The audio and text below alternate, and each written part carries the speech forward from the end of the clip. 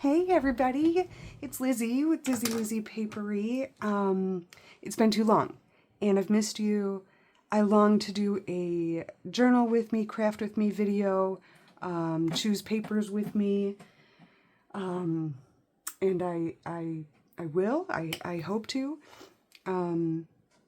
Life has been what it is, right? It's life. And I have been making some journals, and usually it's in the middle of the night and everyone's sleeping and I have no idea what the inspiration is going to be. So I wish I could say I have plans, but I don't.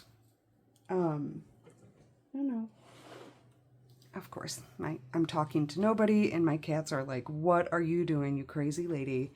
And so they are investigating, making sure there's no criminals. I'm sure that they are getting ready to guard me. Anyway, so although I don't always want to use this platform to sell my stuff, my style of journal making changes like all the time. And when I first started doing this and selling them, I did not think that would happen. I thought I'd be able to make plans and I would be able to mass make. I have ADHD and mass making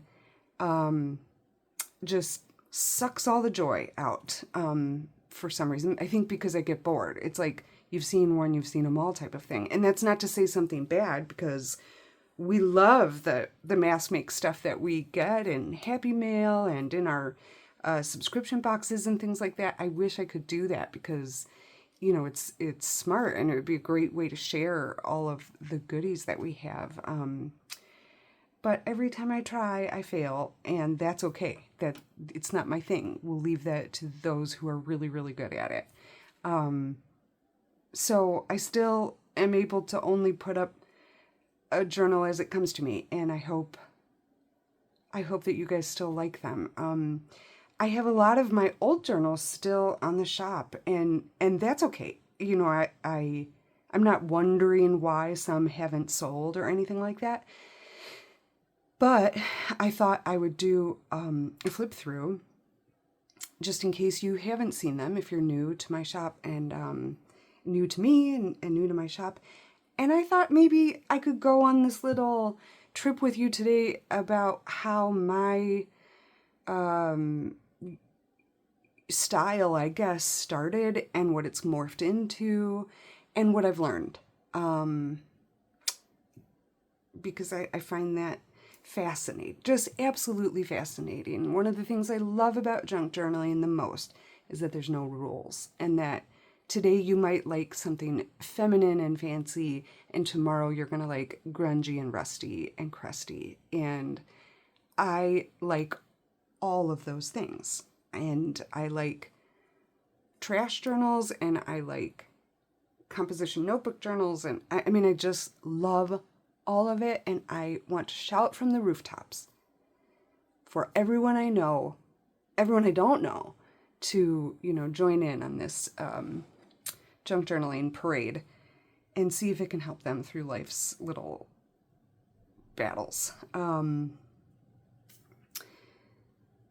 I'm going to go on and on. That's another thing. I always have intention that I'm not going to go on and on. I'm going to make it quick. But guess what? I'm probably not going to do that. So I do thank you for being here for any millisecond that you might be with me. I also hope that if I spark your interest at all, that you are willing to, you know, pause me when you need to and save me into your watch later bucket and then come back to me later. And I hope if I go on and on that you fast forward through or jump ahead or any of those tricks in YouTube. Because I go on, and I've already started this one 5 times, and I don't want to keep doing that.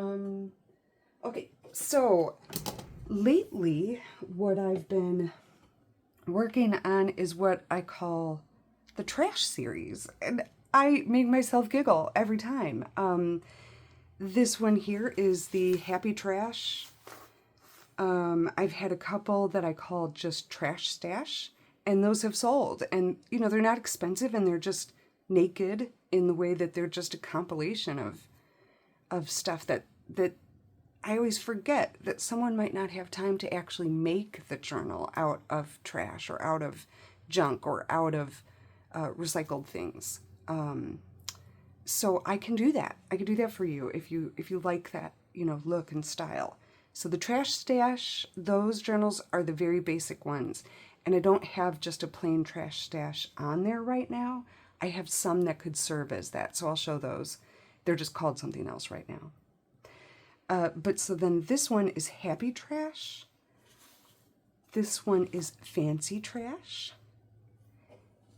This one that I just finished this morning is called Lady Trash. That made me laugh. I suppose if you were to Google that, any number of things could come up. But if you do, go to Etsy, Dizzy Lizzie, Papery, all ending in IEs, .etsy.com, and you look for handmade journals, then the trash stashes will be in that.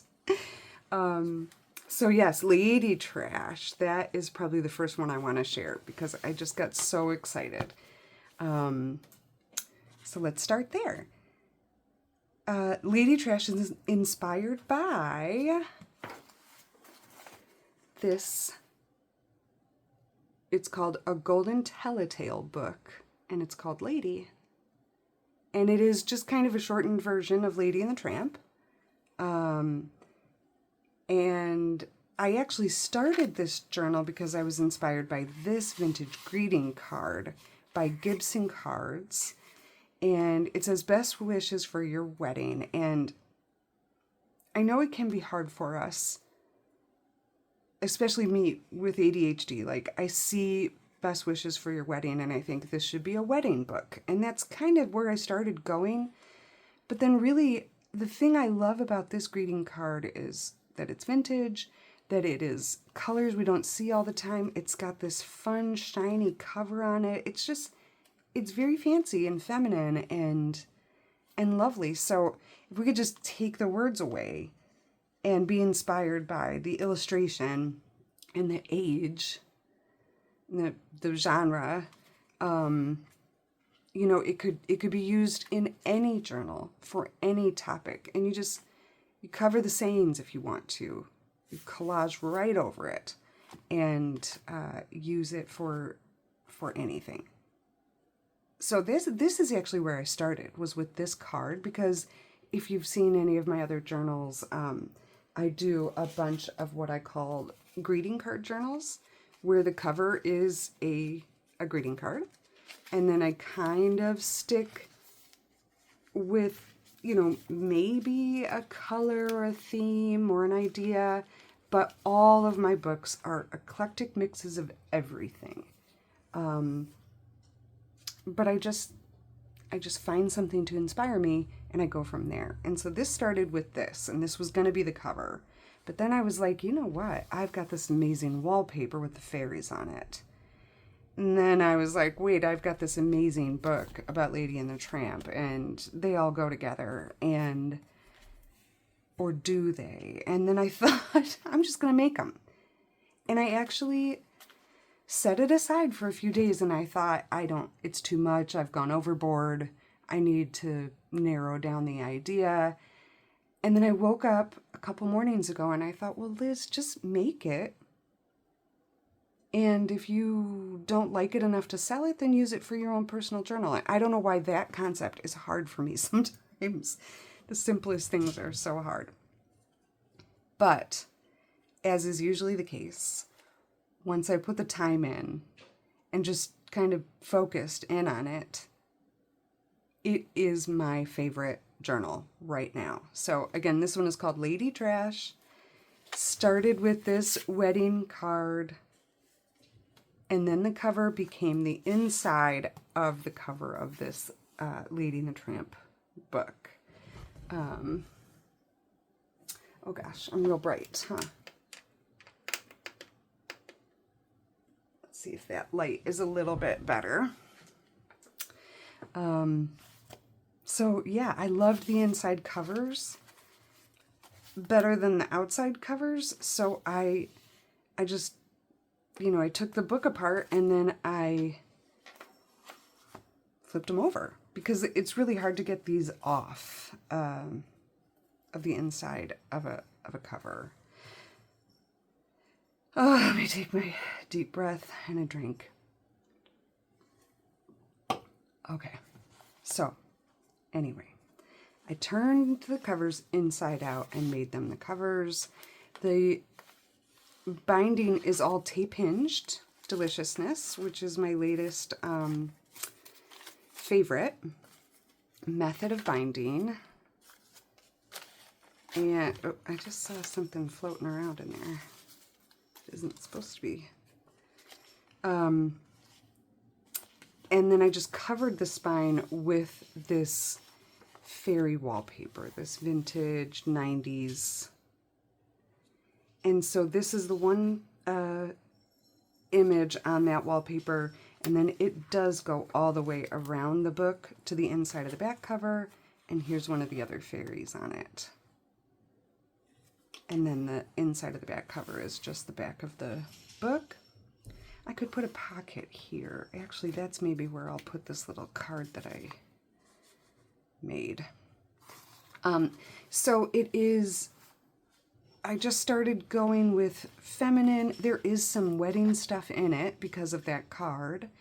There is pinks, and just once I knew in my mind that it was just going to be lady, then it's a mix of everything and not just wedding type stuff. But it would make for a great gift for someone planning a wedding, or just, you know, got married and needs a journal if they're interested in this kind of thing. So this is a hanky, a vintage hanky that I took the pieces apart and made into these ruffles for the front and back. And I love how they kind of look together. There is a little charm that kind of hangs out here. Oops, I gotta fix that page apparently. But let's go. Okay, so we've got these 2 pages. Then the card just opens regularly. This could be a pocket here. And mostly I don't do a lot of decorating in these because you'll probably want to do a lot of that yourself. So we've just got a lot of plain pages tape hinged together. So some of the fun, if you don't know what to put in there right away, the fun can be how to hide the tape that hinges the pages together. Can you guys see this okay? Okay. Just some vintage pink note paper. This is from Sweet Pea Curiosities. Here's one of the pages of the book. I think it says the date. 1954 is this Lady and the Tramp book. This is from another of my vintage books, but I just loved this image of the lady with the young lady. Barbie Ann and her mother walked through the leaves. And of course we've got to have a little bit of tramp in the lady book. This was cool. I found these 90s greeting cards that are these cottages and houses and Victorians. And I liked this one for the colors. It does say it on there. I think it was called Olympa card. And it doesn't say the date there, but it is from the 90s. Aren't those cute? Some tea-dyed paper. I try to balance, you know, plain pages with illustrations.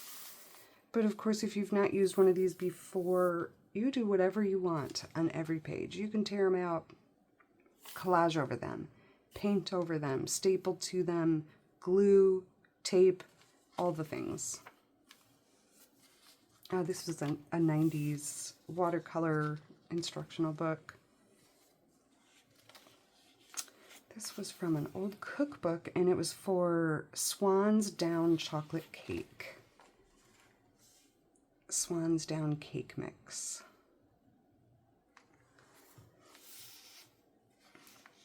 This is from another, I think, 1950s book. And then this page here. You know, sometimes talking about artistry and creativity and inspiration, you know, I don't decorate them a lot, but sometimes I'm like, I just have to do something wonderful here. And this was like my favorite image.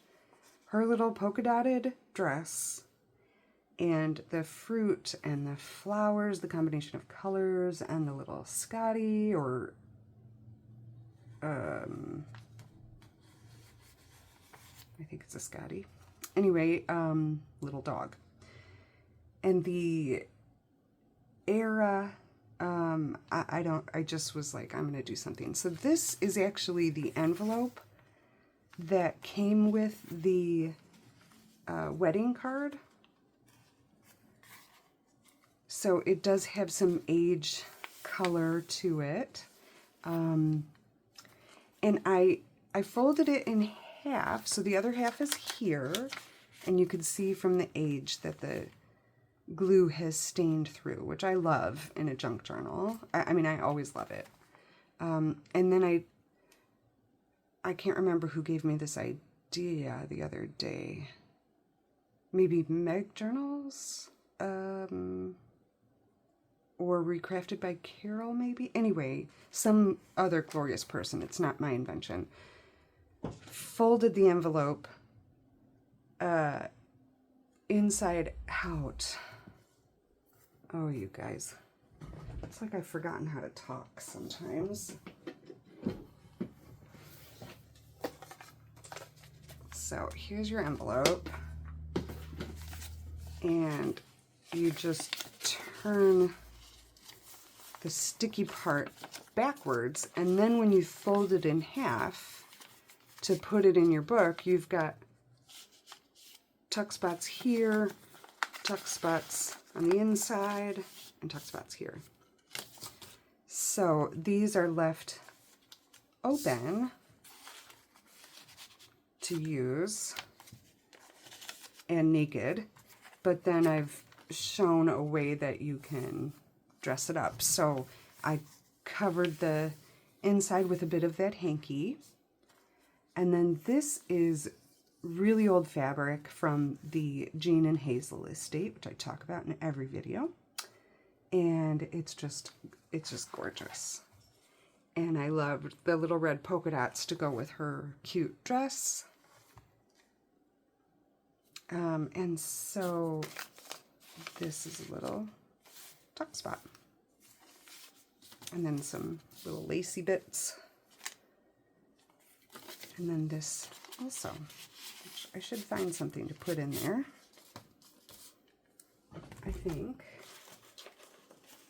I might know the perfect thing. Oh, this is a good one. Southern Magnolia. That's like another name for lady, isn't it?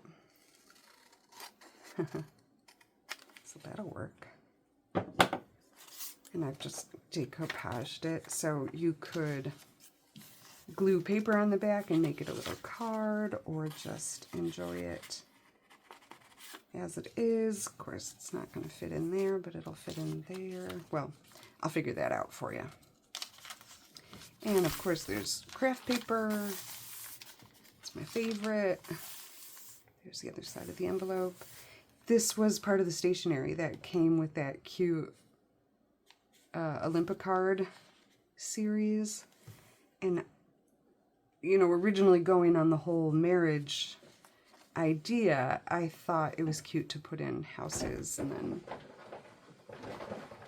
oops, excuse me for one moment. Dorito. No. You know, you get married and you get a house and share it with someone. So I thought that was appropriate. Which was from, this is from a book that is called Zen AF. And it is funny. And I thought these were cute on the other side. This is from my book house.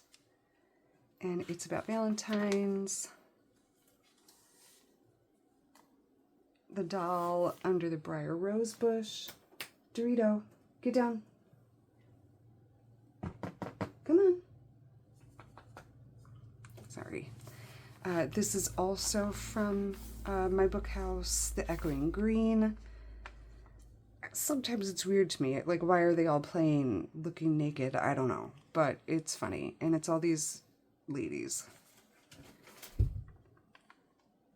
And then this is part of a little girl's dress that was saved from the Goodwill outlet bins. And it's got this cool, knobby, soft feel to it. This was a, like a postcard, and I just cut the dress bit out and then made it a pocket on this scrapbook paper with this little envelope. And then I just clipped the, this vintage button on this vintage silky bow that I think was also on a dress. I can't remember for some reason. Dorito. I don't know, my cats are freaking out.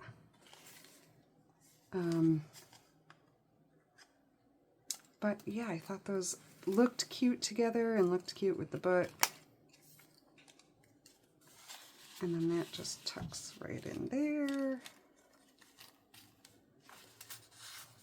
Or wherever you like. It could be a bookmark. This was some cool paper that I got in Happy Mail, actually. Someone else had printed on this, I don't know if it's rice paper or some sort of parchment, but it's so pretty and delicate and feminine. I love it. This is one of my torn up music sheet covers that I saved. I've talked about that before. I just love them. There were bits and pieces of them mixed in with some big piles of them at a sale, and I couldn't leave any of the bits and pieces. I just loved them so much. So I've tried to do some repair, but they're definitely just kind of falling apart, except the cover side of them has like a shiny layer that is actually keeping them together really great. But these like lithographic images are so beautiful. Most of them are from the 30s, so if it doesn't say 1928 is this one. There's the other side of that beautiful paper. This is from the Ladies Settlement Cookbook from a ladies' college in Milwaukee from the 1920s. 20s? Yeah. And it was all cake recipes, and on this side it said white cake. Thought that was fun. I use different kinds of tape, and depending on how big it is and how I cover the spine, sometimes in order to get it to lay flat, you just have to kind of push real hard on the tape, but it won't hurt it, and it'll keep almost every page and spread open flat while you work on it. I love this. Look up at the sky when the storm is over. You may see a rainbow. Some more packing paper that I love. This is from a 1902 book on etiquette. This image here says Maud Adams and Robert Edison in The Little Minister. Must be actors. And then this one says, look at how glorious that is. You know it is a pretty story, one I long to tell. A pose for narrative description. If you've, I've kind of flipped through the book a little bit before where it has all these old images of people posing to teach you how to have etiquette in social, or how to look in social situations. It's very bizarre. Henry Miller and my Auntie Anglin in The Only Way. I thought that was very cool. This is so fun. This book I just got recently. It is Irish Wit and Wisdom, and I'm totally going to make this book into a journal. It's in rather good shape, but there were some torn pages, so I didn't feel bad taking it apart, but the images are so fun, and that one was just perfect. Let's see, what year is this one? A Peter Popper press book.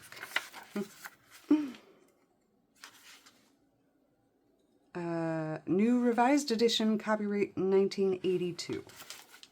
That's not very old at all, but it looks older than that, doesn't it?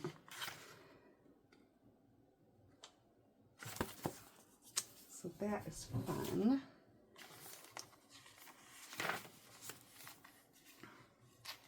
One of the pages from Lady. One of the full spreads. This is an example of another reason I love to do the tape hinging, is because you can get lots of full spreads. There's the Victorian houses. Romance. Little note paper. This is an old Cinderella Little Golden Book page.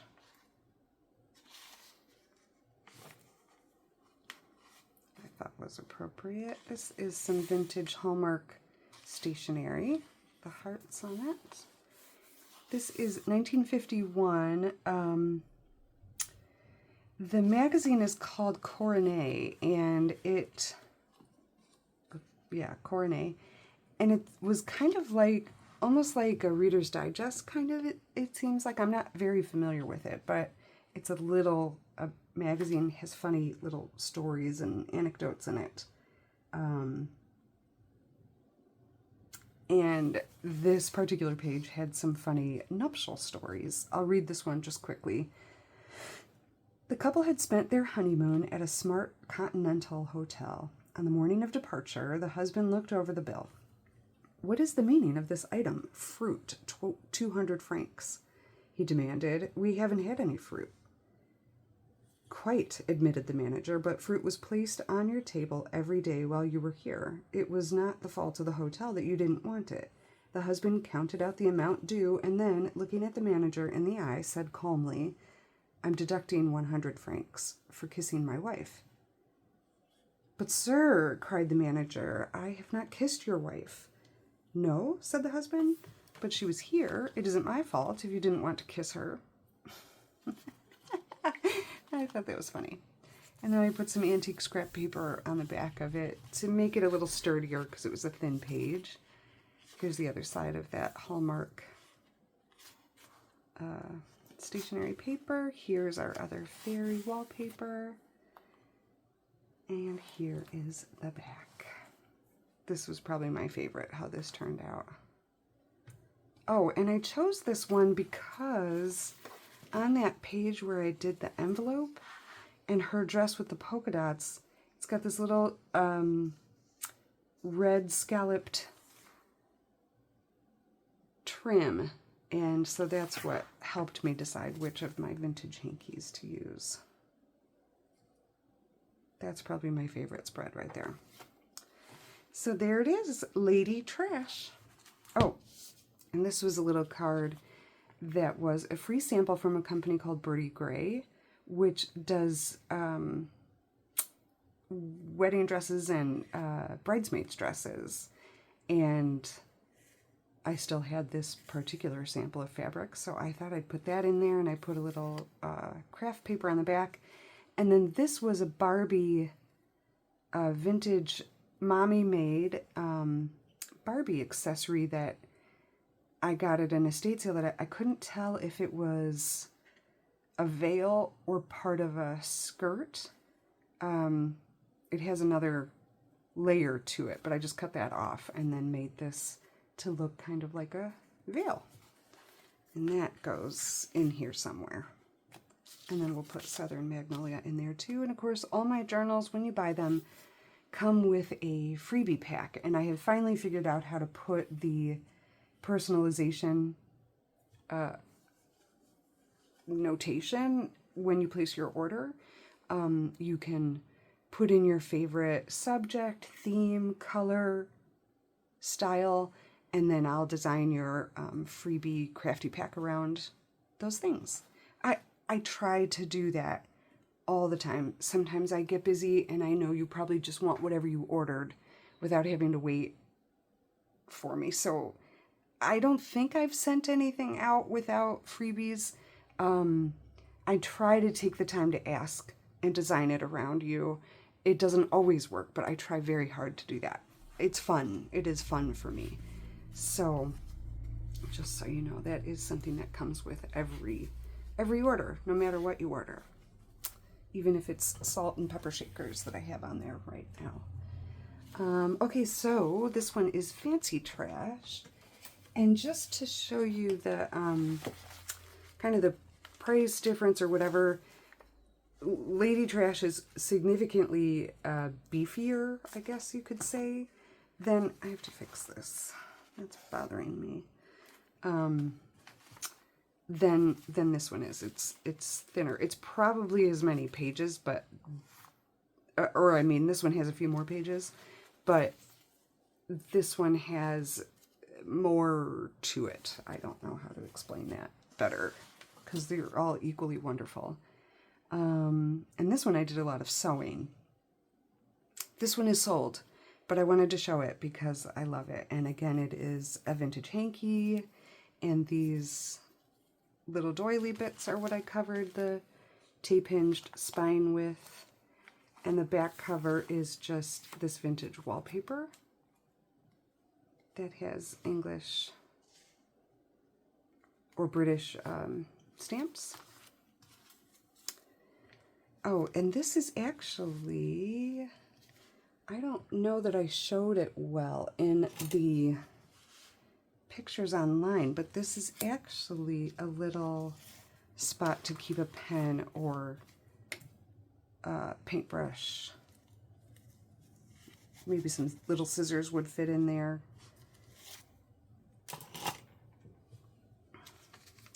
Okay, and then that just flips open like this so you can see where the little pocket is. Just some scrap paper, a vintage playing card, fancy roses on it. This is just one of my little trash bags, Walgreens pharmacy bag. This is, it's recently I found this cool book where when learning music, obviously you would learn to write it, and I just thought it was so cute. This is that little bit of the hanky folded over. Some vintage stationery from Hotel George V, which is in Paris, is I think now the Four Seasons. This is a Betsy Tacy book that I coffee dyed.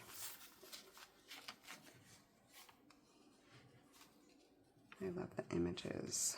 I just want to check this, make sure I've got it. Yeah. This is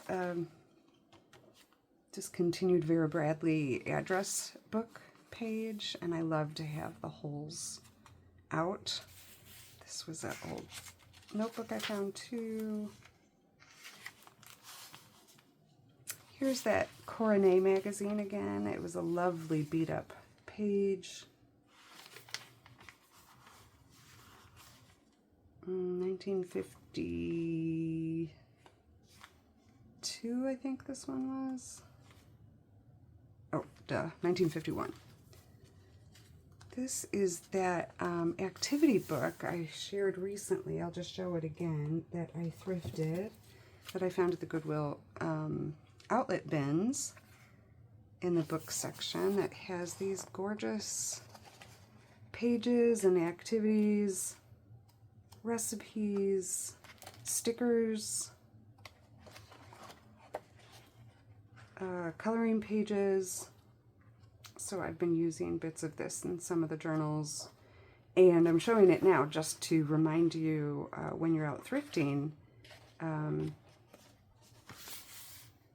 if you want to use something other than scrapbook paper, or you're on the hunt for scrapbook paper but you find this instead, you know, this can be something a little unique and different and still save from the landfill. But this was some of the paper in it I thought was so pretty.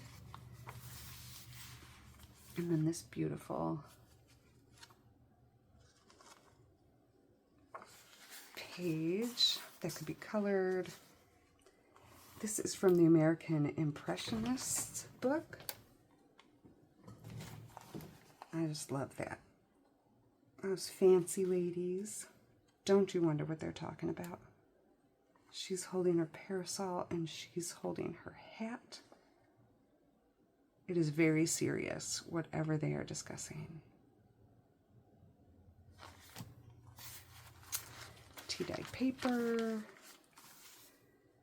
I sewed in this tall fabric to this scrapbook page, and it is a pocket, but it's like a pocket here and then a pocket here. And, oh no, I did sew that one up. So it's just a pocket right here. I love hidden pockets. And I loved the soft trim on that thrifted fabric. I love that sage color, and it just went perfectly with this bit of scrapbook paper. I think my sister-in-law sent me this page, which was appropriate for the topic. Some note papers, little doily. This is cool. I found this old book on like the history of collectible dolls, and it's kind of having a moment right now, right? Like Victorian dolls and stuff. But I was watching the series Victoria on Netflix or Peacock or one of those streaming things, and I actually want to watch it again because I really enjoyed it. But there's lots of little references to dolls and the importance of them in the Victorian era. And so I have just been finding more stuff about dolls lately, and I think it's fascinating. This book was cool, but I thought she was fancy. And I recently found some old Beatrix Potter books to put some images in, and it's not shiny paper, which is exciting. Oh, this book I found recently. It is called, I think I have it right in here again. Again, rescued from the Goodwill outlet bins. Album of Horses. And it's a scholastic withdrawn. I love that stamp. The images, you guys, are incredible. 1951. Oh no. Okay, so originally 1951 by Rand McNally, but this scholastic printing is from December 1994. But the images are, you know, they're just incredible. And then even the little drawings on the other side are just, aren't they awesome? And so some can be fussy cut out into a die cut situation. You could, you know, take a whole page out and do a masterboard on the other side of it, and then fussy cut these out, and then they would have like they would be a thicker, almost exactly like a die cut. Anyway, I just loved that. So when it comes to choosing my pages for books, one of my lovely customers asked recently to see another video like that. So my next one will be that. But basically, when I find these glorious books, if there's something about them that makes them unsellable, or if I just love them too much, then I keep them for my own stash, and I'll go through and I'll remove some of the pages. Sometimes it'll be pages that I know I want to use in upcoming projects or what have you, but I'll pull a bunch out and I'll keep them in my paper stash, which is one of 3 places right now that are close to where I'm always working. And I'll kind of mix them in so that when I'm going through my box to choose my papers, this is my little box, when I'm going through to choose, I will, you know, hopefully come across one of those pages, and that's how I'll choose my eclectic mix. And they're all just mixed in here, all my bits and pieces and lovelies and uglies, all of them are mixed together. And when I go to make a book, I just go through and pick whatever calls to me. And then I can take the remainder of the book and put it in one of my bookcases. This is down in a craft paper box that I have right here because I've not taken a lot of it out yet. Quite a bit of it I've taken out, but I want to take some more of it out before I put it in a bookcase where I don't want to... Sometimes they go to the bookcase and I forget about them. Not really. I'm always going back to all my books, but anyway, it's in a temporary holding pattern. But this one I just thought was very fancy.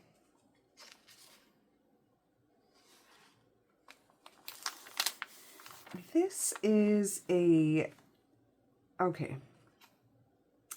It's actually a 1940s book about ammunition. And that sort of thing. But I love the type font on it. So I kind of collaged some other cool things so you could still see the font, but that it's not like, why did she make this fancy book and then put a bunch of stuff about weapons in it? So, but I love the font. I love the discoloration of the paper. I love the consistency of the paper. So that's what this page is. And this is a bit from that very, very old 1800s ledger that I recently found. Not ledger, composition book, actually, that has a bunch of recipes written in it. So you can see layers of cake are kind of, is still written right there. But look at this natural distressed aging. I love it. And on this page I've just sewn in one of these fun journaling gates. Maybe this will show it better. And then I put in a little bit of fancy Tim Holtz strip that you could use. And the colors went well with the vintage wrapping paper. British. Yeah, it's a lot of Queen Elizabeth. Oh, I love her. And then on the inside of the wrapping paper, I've sewn in 2 of the diamond pieces from the Jean and Hazel estate to make these 2 little pockets. And this wrapping paper is really sturdy. This is a vintage cocktail napkin that I found recently. Love those colors. And then in this one, I put a couple of postcards. This one is St. Joseph Cathedral in Hartford, Connecticut, and post dated 1948. And this one says a happy birthday.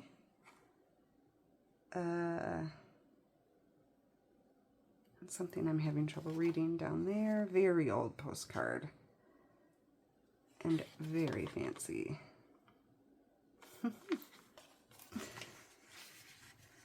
Isn't this fabric gorgeous? If you've not watched me before, I always make reference to the Jean and Hazel estate, which is my all-time favorite estate sale that I ever just happened to go to. Jean, and her, I think her mom and her mother-in-law and her grandmother, or maybe her husband's grandmother, I'm not exactly sure. Of course, I didn't know them, really, but I've just tried to do as much research as I could. And she had all of this antique fabric already pre-cut into lots of quilting shapes. And she made clothing for dolls, and so that also started my researching doll things. And anyway, Jean and Hazel will make it into every journal I make because she's special, and no one wanted all of her things, or I don't think there was any family left, to be honest, as I look back. And or if there was, they had said they didn't want any of the things that were left. So she lives on. She lives on right here in this fancy trash. And this one is sold, like I said. So that'll be going out later today. Let me put that one here. Okay, and we did Lady Trash. The next one is Happy Trash. And I've just covered the spine of this one with this cute fabric. Okay, so the cover of this one is actually a really big page from a children's book, a very sturdy big page. But then I folded it, so this was the page, I folded the top and I folded the bottom, and it became a pocket for the front, and then a pocket here too. It is the Big Animal ABCs, I think it was called. Very cute. And this is from the Jean and Hazel estate. This old card that came out of one of her scrapbooks, 1937. It does say, sincerely wishing you all the joys of the Easter season, but like I said, I mean, you just pretend that isn't there, or collage over it, or, you know, fussy cut this out if you want to, and it's just dreamy. Or could put, in fact, I suppose I could do this, but in case you want it just as it is, I don't want to ruin it, but you could take like antique scrapbook paper and cover the saying if you don't want it to be for Easter. And you could write here, you could write on the back. It's hard for me to let that one go. It's so beautiful. And it's so us, isn't it? Like these little cottage fairy type houses, and the daffodils and the colors and the gold. It's got the gold, what do you call that? Guillotine? Oh, I love it. And then I did some of this eyelash trim just in a little cluster there. So this is some of that vintage pink notebook paper. I wish I had done this differently, but I didn't want to do a whole piece across, or you would lose the ability to put something all the way in. But so if this becomes yours, that would be interesting to see how you cover that. But it, you know, something easy is definitely washi tape. Could just cover that. Fabric scraps could cover that.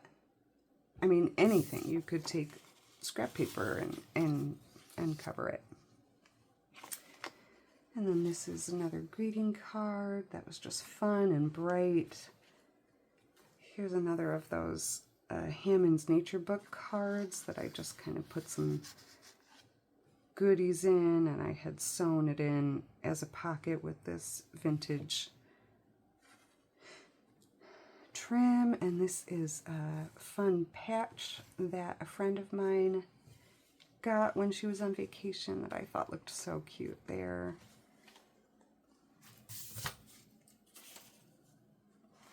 This is a vintage note paper, and it also is quite large, so I folded it to make these into 2 pockets, well, several pockets actually. So this is a pocket, and this is a pocket, and I don't think this is. No. Oh, and this, of course, is a vintage playing card with a little kitty on it. I just sewed some scraps of fabric there and some paper scraps. This is 1980s botanic book of Flowers of Scandinavia, and the descriptions on the back, I'm afraid, don't match the photos on the other side of them, the way the book was put together, but it's still just gorgeous little bits to have. And the owner had written notes when she found certain flowers, and the dates were all 80s, 1986. The book itself, I think, was copyright the 70s. I can't remember, but whoops. These can be fussy cut.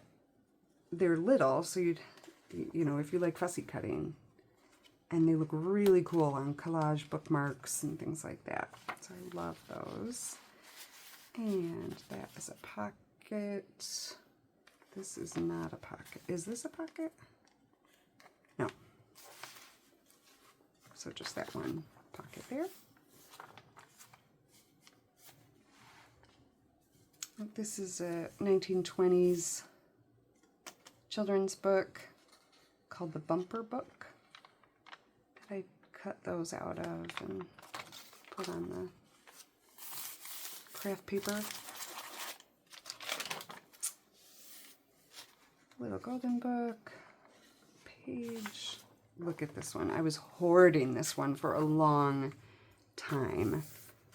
It's called The Swing, and it's just got this old stone cottage and the swans and the dog, and she's on her swing and this beautiful beech tree. I'm guessing it's a purple beech, so this is probably, oh, somewhere in British countryside, or somewhere in the United Kingdom, probably. I love it. This I found recently, note paper made in Finland. Isn't it so cute? I found a whole book. Let me see if I can find the book so I can show you the cover of it. Someday that cover will be the cover of a journal because it's so cute. Oh, I can't find it. There were 2 of them, and so one, I've added lots of the pages to my blue ephemera packs on my shop. I also usually put a page of it into a freebie pack. Oh my gosh, it was right here. Come on, I want to show them. Nope.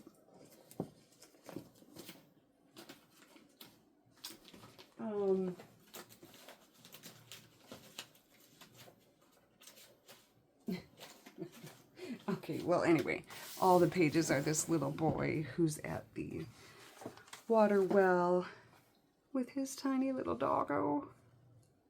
Isn't that cute? Oh, I could not believe how lucky I was to find that. And 2 of them.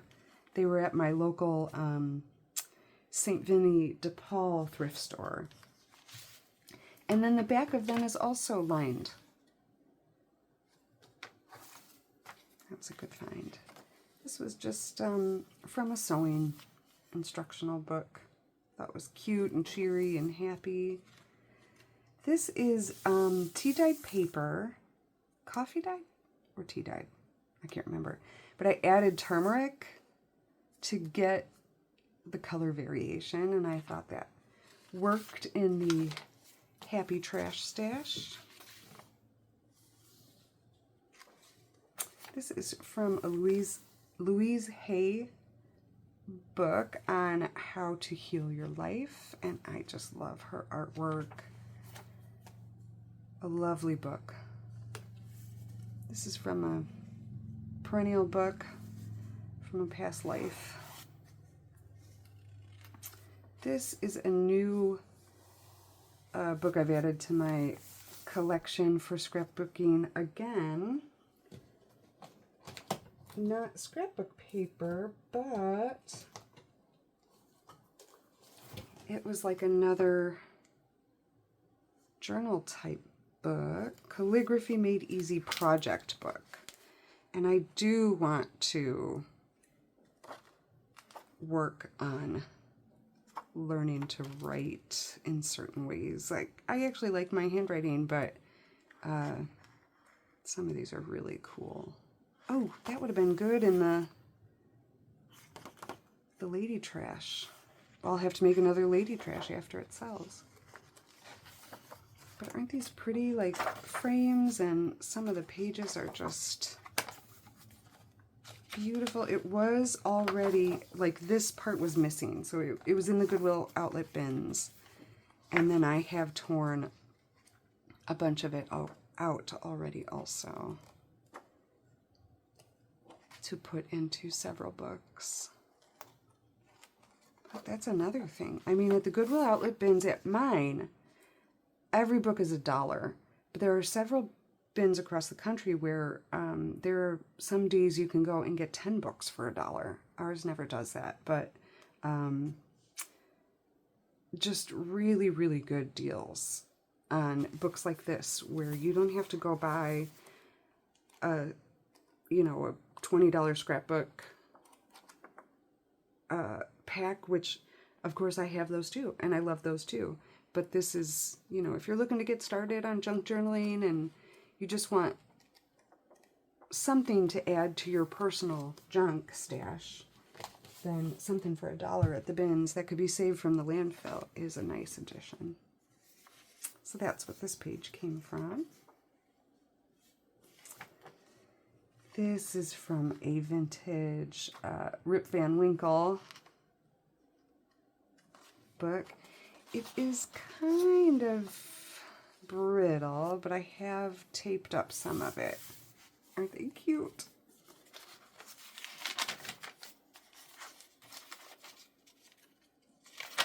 Ouch. Antique music paper. Some of my old music sheets are kind of a brittle material, so you can't really see it here, but I do secure them with a mending tape underneath the tape where I hinge them, so that hopefully it won't rip. I've learned that the hard way. This is from that Zen AF book. If you don't like swear words, then you might not love this, but a journal for practicing the mindful art of not giving a beep. Look at how pretty these pages are too, or fun. Some of them are fun, some are colorful, and I'm on a Facebook group where there's lots of newcomers to junk journaling, which I'm not like an oldie or an expert or anything, but I love to suggest things like this if it's not necessarily junk journaling in that group, but it's also journaling just for mind,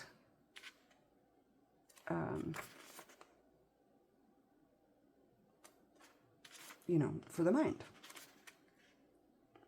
So this has some fun projects in it and some fun, get out of your own head type of ideas.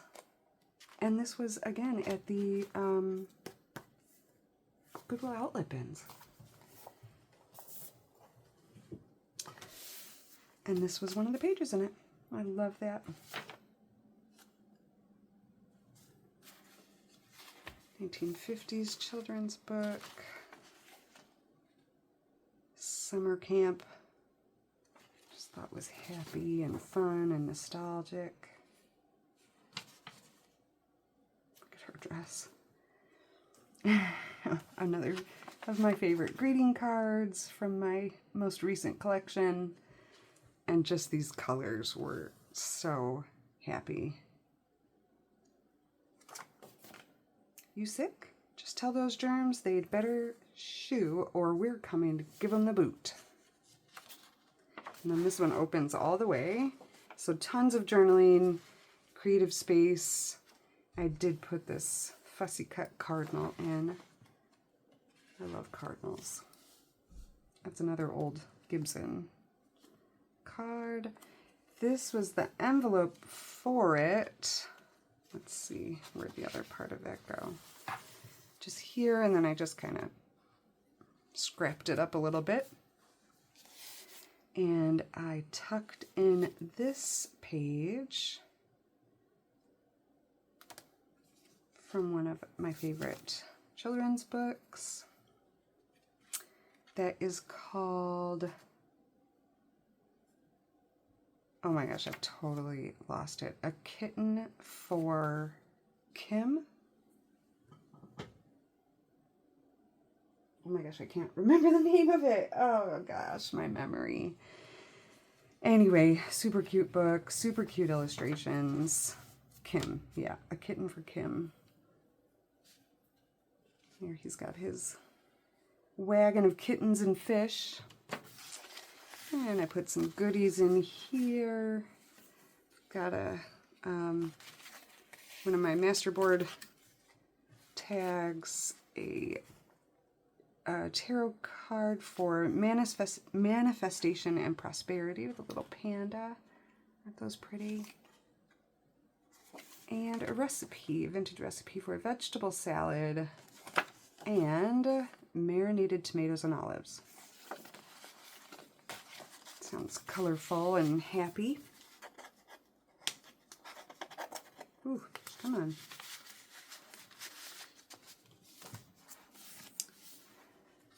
A 1930s children's book about art. This was part of a stash that my sister sent me recently. It was a art museum magazine page on space. And then this was a cutout from another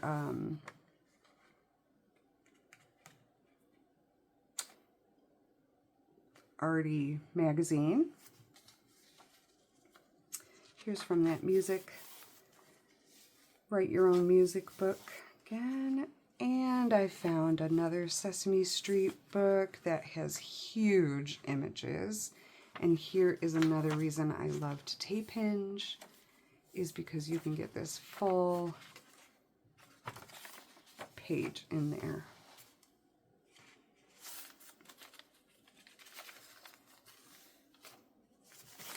This is packing paper that feels awesome, and it's got this funny grain glitter in it. Love that one. Here's another fussy cut bird.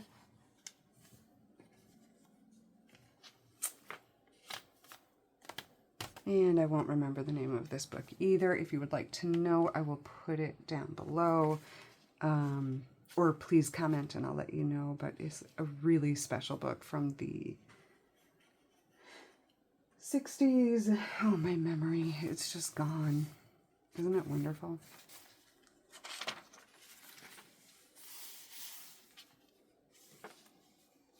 This is another new animals book. New. Old beat up book that I saved. This is just a junk envelope at the window there. I did sew in these fabrics, and so it's a couple of pockets again. Oh, no it isn't. I'm just kidding. This is, nope, yeah, that's a pocket. And then the envelope here is a pocket underneath.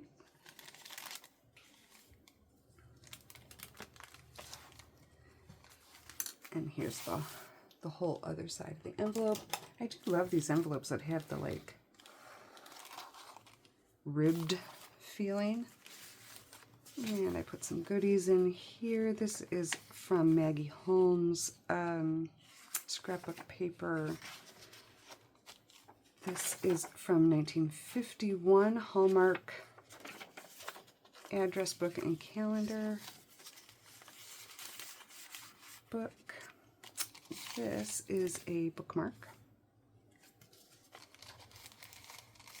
I'm sorry, it's a master board that I cut into a bookmark, and it's nothing special. It had a calendar page on the other side, and I can't remember why I thought it looked cool in the window. And this I cut out of a children's book about, it's in Polish actually, and it is kids learning to read and spell.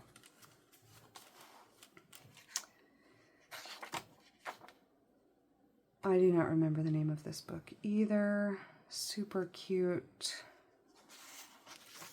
Wow, today is not my memory day. This is that 1930s children's book on art again.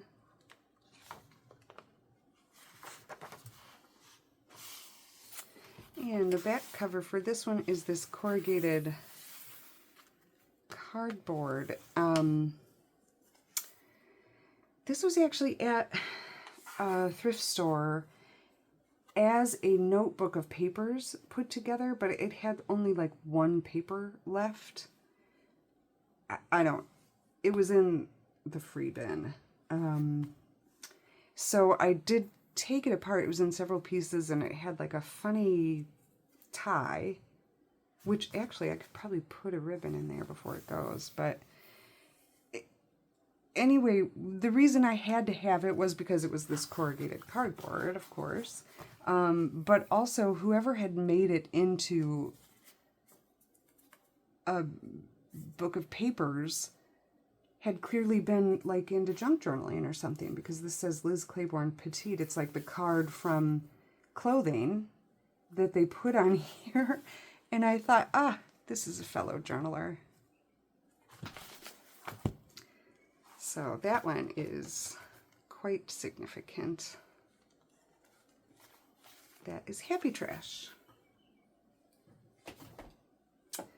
All right, this one, I wasn't sure if you guys would want to see this right now. This one is on my site. It is a fall theme, fall and Thanksgiving. I made it out of a placemat, and it is just one giant signature. And I cut the placemat in two, and then I added this fabric to the bottom of it. And this fabric was from an apron. This fabric was from a handmade dress. It was the tie around a dress. So yeah, you can see the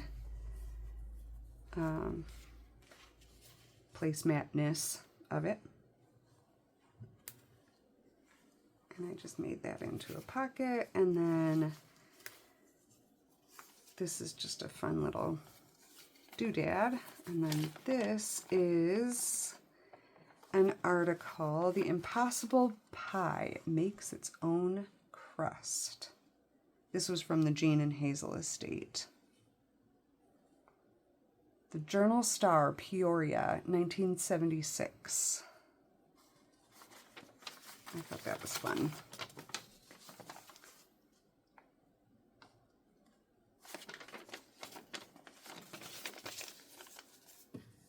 And then this little fun oak leaf out of burlap. So those guys I have pinned there. They don't want to stay in very, well, it stayed in pretty good right there. Scrapbook paper, a little pocket, and a 1930s Monopoly card, 1936. The antique music paper. This was a crafting catalog.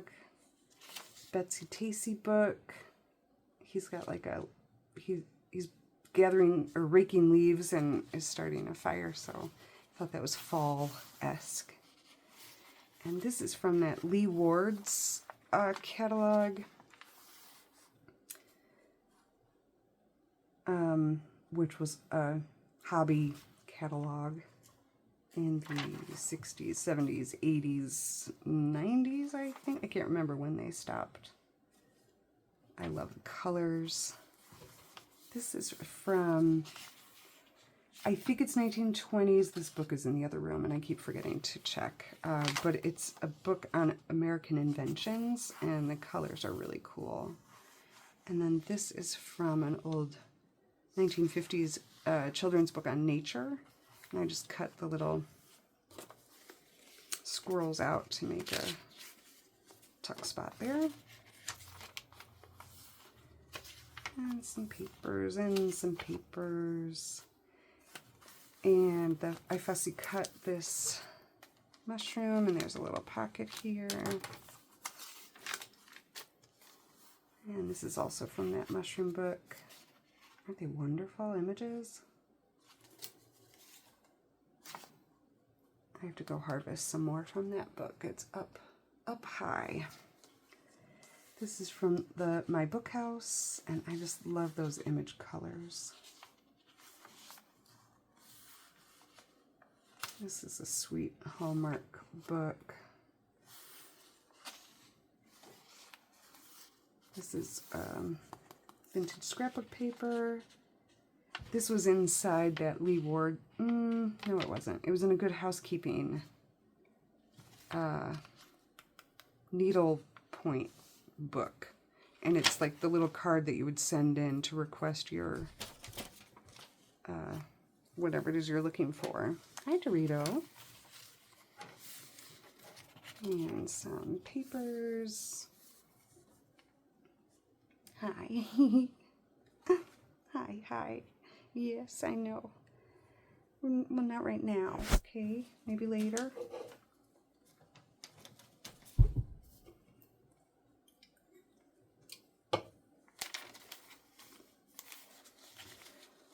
Little decoupaged card. I made this little pocket out of some vintage fabrics and lace. And this is an old little golden book on horses. Look at those colors. And the doggo. Vintage playing card. And a 1998 receipt from the Jean and Hazel estate. Doll, $20. And a page for $165. I don't know what that means. I liked that. And some vintage crocheted lace.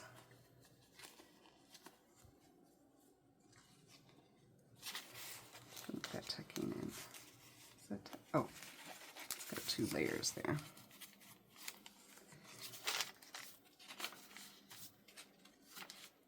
And I tucked in some great fall recipes. Well, I don't know if Hawaiian cream cake is fall, but I love the typed old recipe cards. This is the Jean and Hazel Estate. Tennessee Pride Country Bread Stuffing for turkey. Cut out something with the Hillbillies. A commemorative Hillbillies plate. Cranberry salad recipe. And pumpkin cookies. Handwritten, which apparently very highly sought after these days.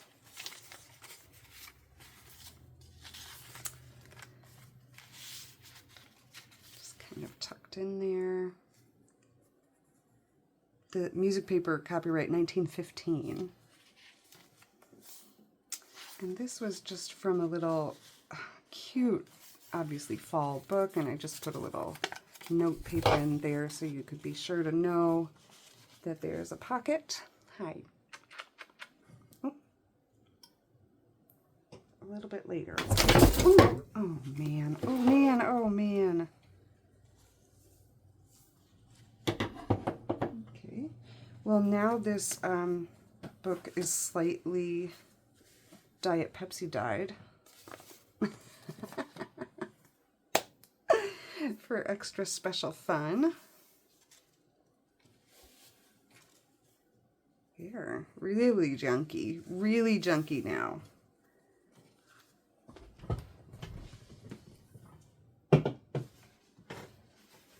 Excuse me for a moment. Oh man, shouldn't have my drink there, should I? That could have been so dangerous. That could have been so bad. All of my journals are stacked up here. Just see if that went underneath it.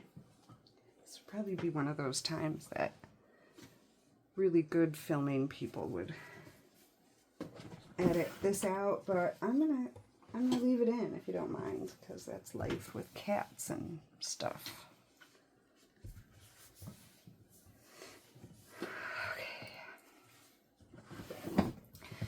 Wow, that would have been embarrassing. Did it get on here at all? No, just a little bit on the, just a little bit on this.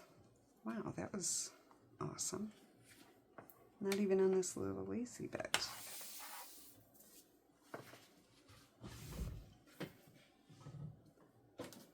Okay, so were. So just so that you can see, there is a pocket hidden in there.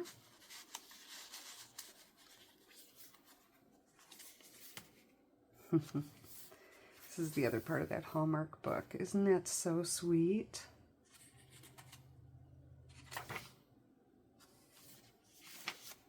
The other side of that, my book house, other side of the mushroom book, craft paper. Ah, I put an envelope of antique ephemera in here. I forgot that I did that. So there is a photograph of someone in a football pose, which I thought was appropriate for fall. And it says 1931. And it does say that this is Bob, but it also says Colonel Horse. And I didn't see it at first, but there's a horse in the background. I thought that was sweet that someone actually labeled that. And it came out of a picture book. The Jean and Hazel Estate. Surprise, surprise. 1930s. Children's book. Page about Thanksgiving dinner. And there's the chickens they're going to go feed. And they sang, apparently, a Thanksgiving song. And I put a couple of my antique grocery receipts in here from 1906 and 1907. I don't remember them being this blue color. And then an antique Thanksgiving greetings postcard. Isn't that wonderful? Post dated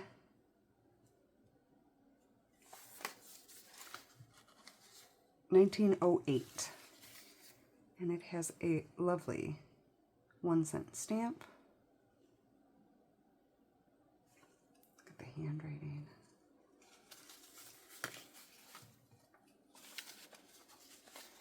Oh, I put some more of the receipts in. 1907 and 1906. Bread, 25 cents. Cornmeal, 20 cents. Matches, 5 cents.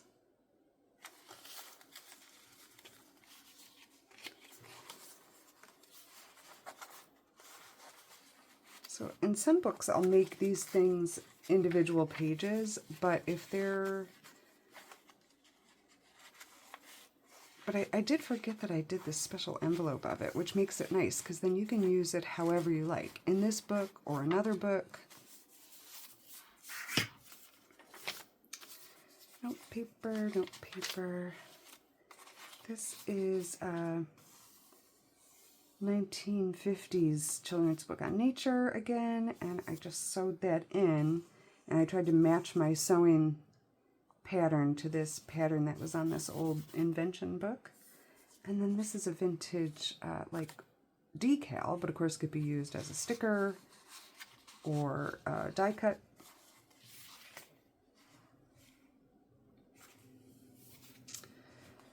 And this is that Lee Ward's catalog page again, and it was rather brittle, so I did attach all kinds of stuff so that it would stay together.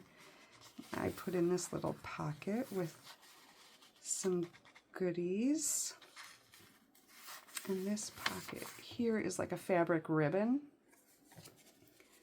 and this just has this vintage type page in there. And then this is, look at all these little dogs that you could get. Plastic dog kits, easy to assemble and paint. I forgot about this too.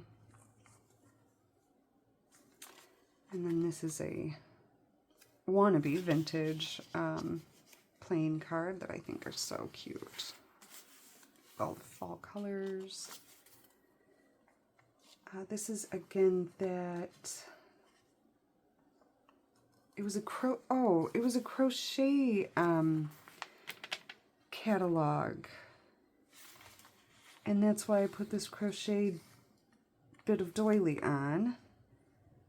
GHN, what's that called again? Good Housekeeping Network, maybe? Girls Crochet. And here's the finished measurements for making a bonnet. And then these are two of the tiny bits that came from the Jean and Hazel estate of fabrics, very old fabrics, which I believe to be indeed feed sack fabric, this one for sure. And then this is just a little fuzzy cut Beatrix Potter mouse, and of course it's Mama Mouse cleaning in the kitchen after everyone's eaten everything. I thought that was good for Thanksgiving.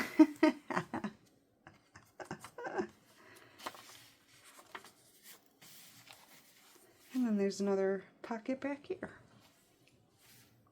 And then this lace on the back. It's very soft and fun. So that one is the fall and Thanksgiving.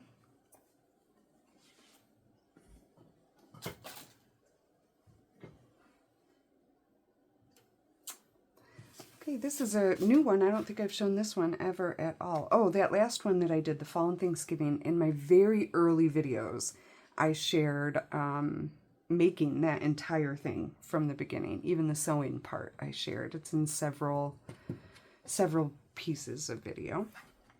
This is a brand new junk mini that I made the other night.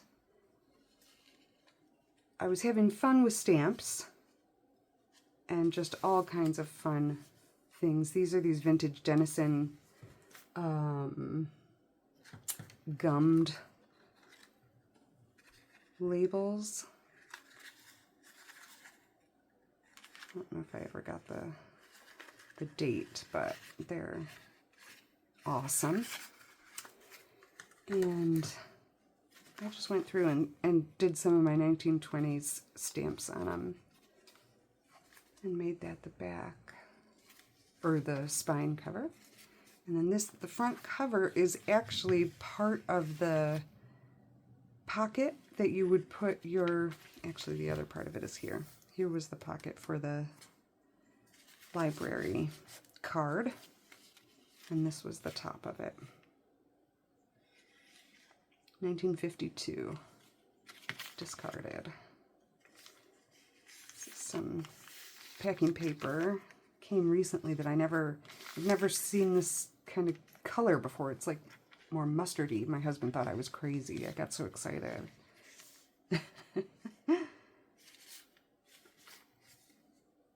This is from that digital Sweet Pea Curiosities, mixed media artist papers.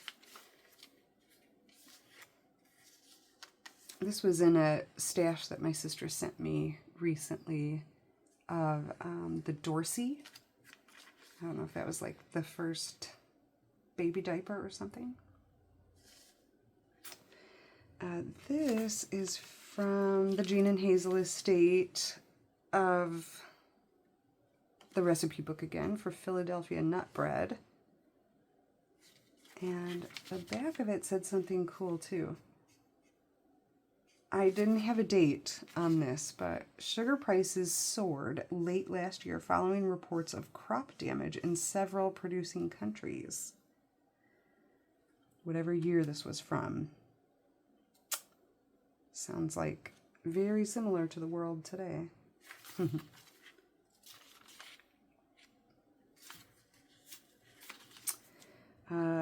Okay, this is from a 1916 newspaper, and it gives Chicago livestock numbers. I don't know why I thought that was so cool. And then this is antique, like a scrap die cut rooster out of an old scrapbook.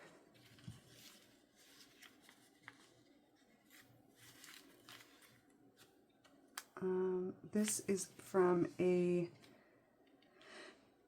early 1900s Dansk dictionary.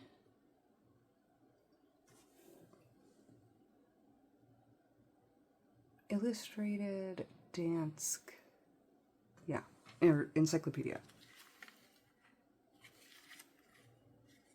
Colors in the font are just wonderful.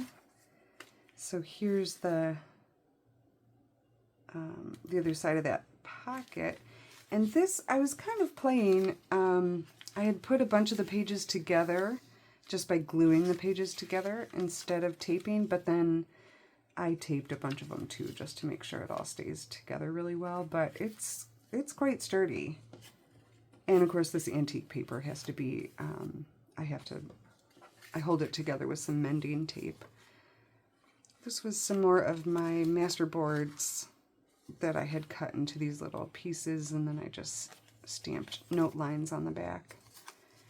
There's some cool bits in there.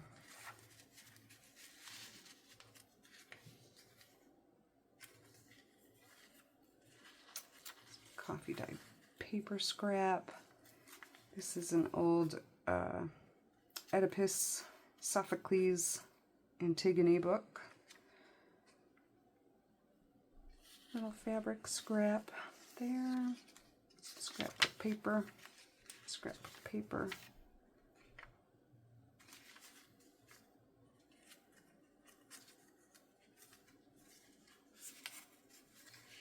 This is from that Dansk encyclopedia again, and I just loved this old image, which actually, the more that I fold this, the more I realize this has to be mended too. But this was a Queen Catherine of some sort, I think. Of course I can't read it. I'm looking at it like I can read it, but let me just do that mending tape real quick for you. So transparent archival mending tissue. It repairs tears in paper. Now it also tears easily, so it's not going to keep it from ever being able to tear, but it is a really nice way to just help it. I have other tapes that I use for this too, but I feel like this one's going to be perfect for this. And it's not totally transparent, but it's transparent enough. And of course I put that big button thing on the front of this so it doesn't lay flat. Oh, of course I got folds in it.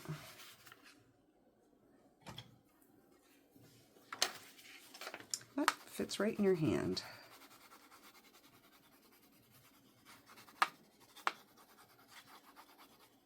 Not totally transparent, but you can definitely see everything through there. Isn't that wonderful? It's so satisfying. So that'll help keep that a little sturdier. I just love those images.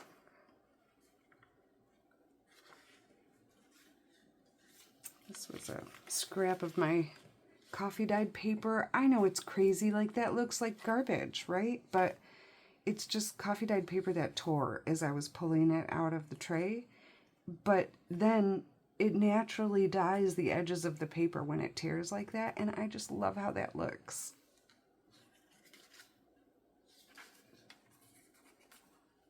I even had to save this edge of it and fold it in because I love the color of it. I just love it. I love how it feels. I don't know. These are my 1920s stamps again. This is that 1916 newspaper. This one is Portland livestock. Church collection today for suffering of Europe. New York, November 29th. Something. This is from one of those, if you saw one of my recent junk hauls, I acquired a couple of these little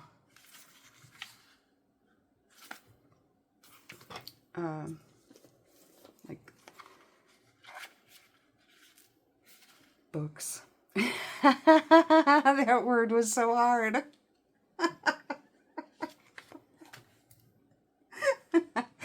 I don't know. Sorry. I'm sorry that I can't use my words today. Whew. Anyway, 1948 is this one, and this one is also 1948. So I love to pull these out and put bits of them into these little mini journals. But I've also been tearing them out and connecting them together, whether by glue or tape, and making a bigger sheet of them. I don't know why I love them. That's what that is, and this is just tea-dyed paper again. And that's it. So this would, I call this a junk mini because I love the littles, but this would kind of be like in the bigger size what I would call the trash stash, because it's just kind of a naked collection of paper. And then this was just a bit of doily, and then each of these pieces was connected to the other pieces by these little pieces, and when they're by themselves they kind of look like a wiry spider, so I put two of them. So here's the major piece. Then I did this paper flower in the black, and then two of the little spiders, one on top of another, and that made it look nice and full and pretty. And then a little button that has a couple of little pearl beads in there.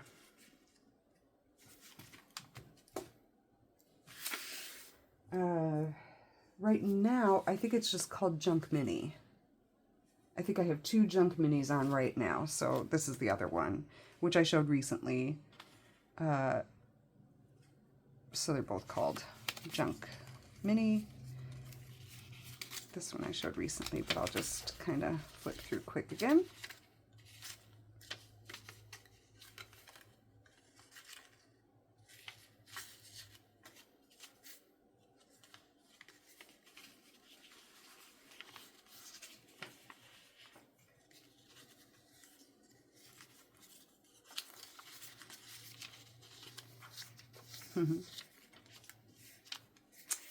Edith Holden.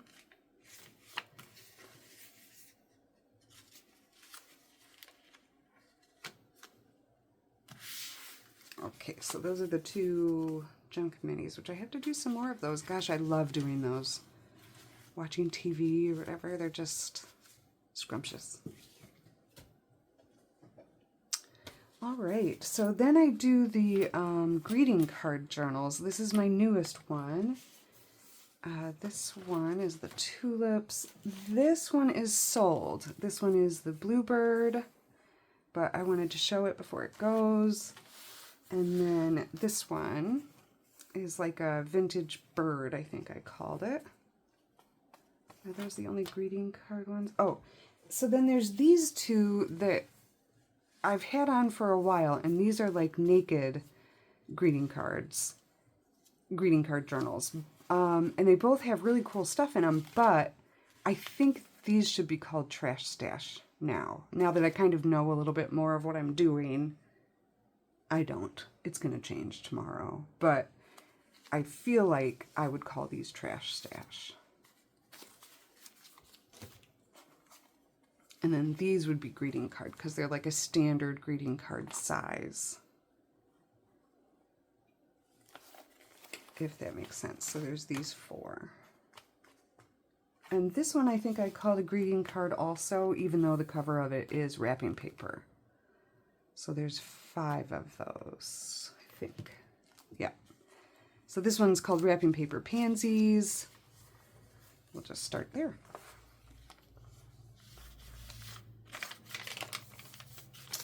This is the Polish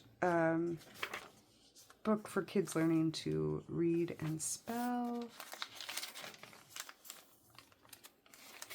This one has this shoelaces bag in it. And a little bookmark with Kate Greenaway.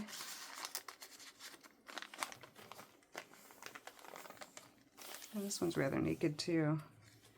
This was a crumbled bit. I had made a smaller version of this that did sell already, and it was in crumpled wallpaper, or wrapping paper, and I don't know why, I just love that. Here's an envelope. Oh my gosh, Liz. I swear it opens. I have the top stapled, but this is all still envelope. Here's the Scandinavian botany page again. This was just some junk. And some tissue paper junk, that toile. This is from a vintage sewing, Kenmore sewing machine instruction book. I love it.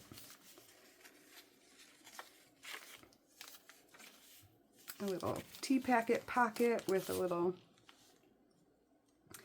image here that I printed on my HP Sprocket. So this is a sticker paper. You can stick that wherever.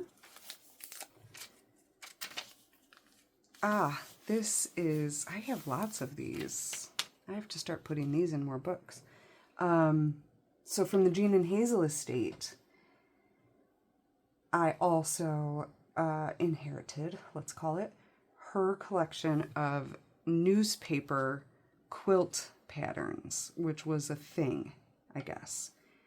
Most of these were from the 30s, so I don't know that this was her doing or if it was her mother or grandmother. You can even see it a little bit. 1935 or 38? 35. This one is.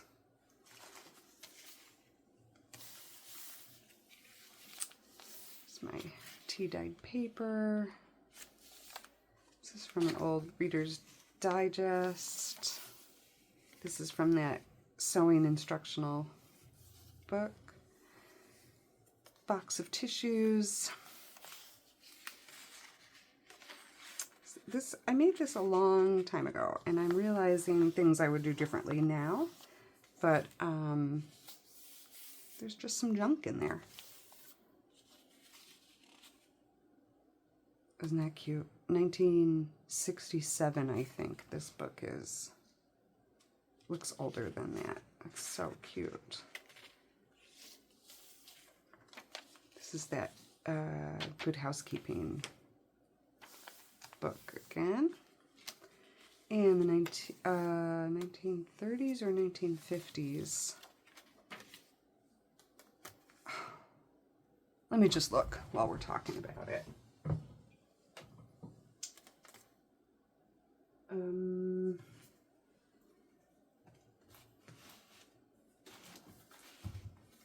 Nope, I cannot, because the whole thing will fall down at this particular moment. But the one that's children learning about art is definitely the 30s. This one looks the same age. Oh boy, I can't remember. Anyway, do let me know anytime you want to know what something's from. That will make me go deeper. I know where they're from. I just can't get to them at the moment. Or I can't remember what they are. Paint chips.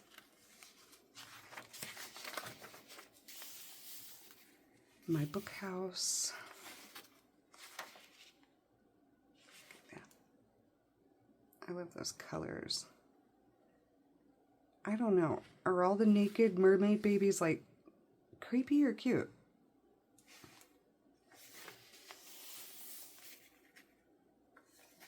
This was just an index that I had coffee dyed. I just love it when they turn out like this. It's like chaotic whimsy, uncontrolled whimsy.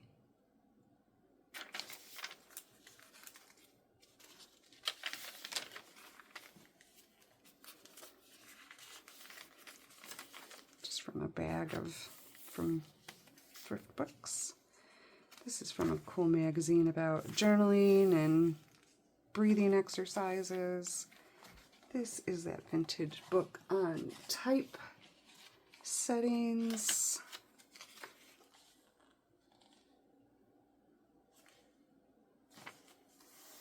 And here's that antique Dansk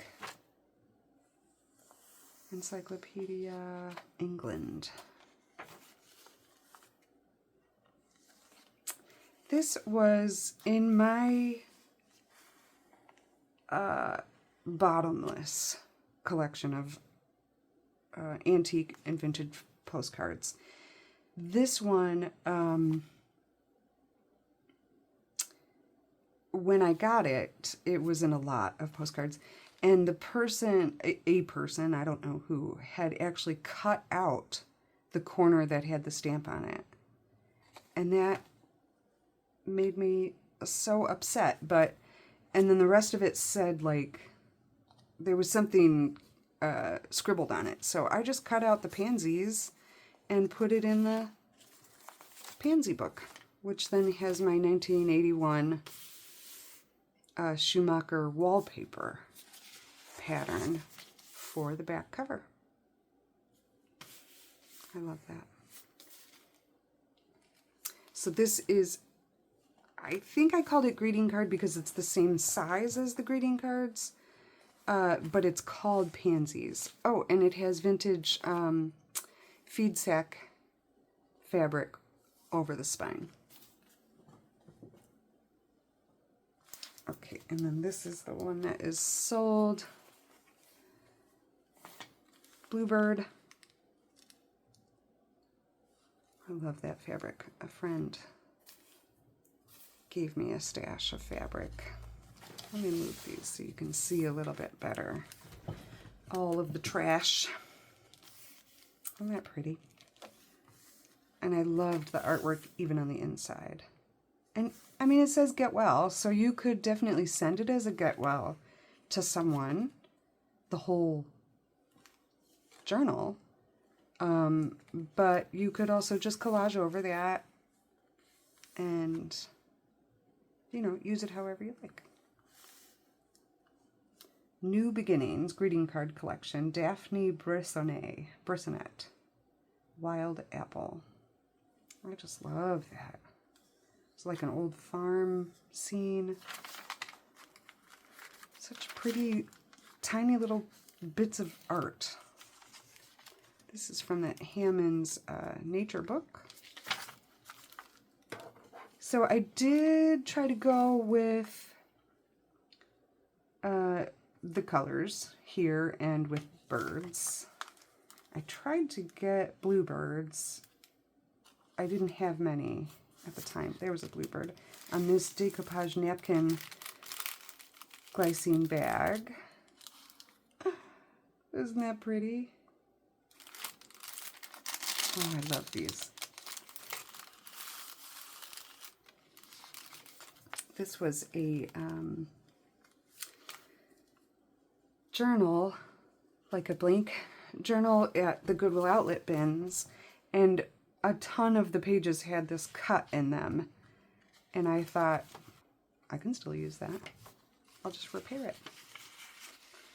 And then I put this robin with its blue nest eggs and this blooming crabapple, it looks like, or dogwood tree. I just think the colors are pretty on that paper. And here's a 1940s bluebird, I think. Yeah, 1945. Hazel and Rob, so you know for sure that this was part of the Jean and Hazel estate. And it has this gold glitter gilting. So there is some glitter coming off of there. Isn't that cute? Oh. The little bluebird is saying 1944, 1945.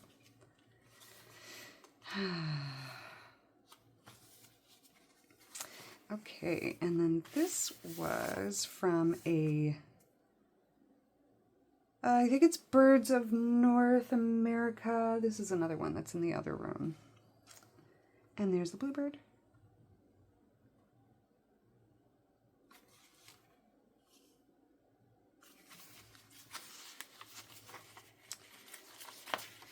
It's note paper. This was the envelope that came with that card. The envelope is so pretty too, with the hydrangea. And then I did some of my blue dyed lace. And then this is a vintage page of notes that I got at a different estate sale. But I loved the blue writing. And it does say 1911, 1914, 1916, 17. So I don't know what ledger this was. And it's not handwritten on here. It's like a copy of it. Anyway, I love it. I love paper. The Rivers and the Sea. Oh, here was a little group of feathers that I was going to send with this book to whoever buys it.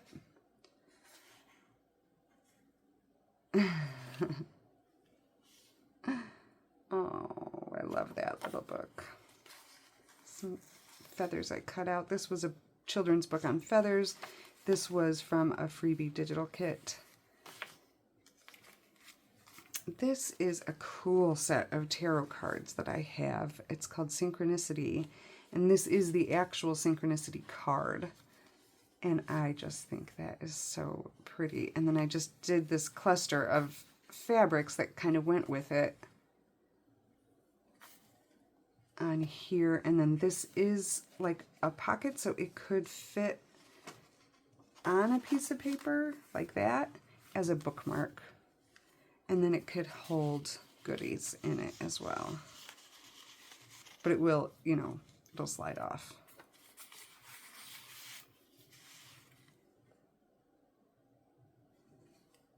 Oh yeah, and then this is like an open flap too, so something could potentially go in there.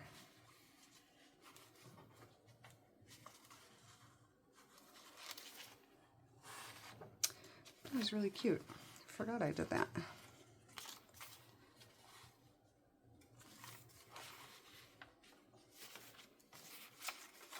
My book house.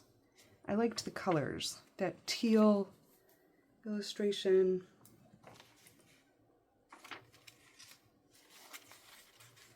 The 6 swans.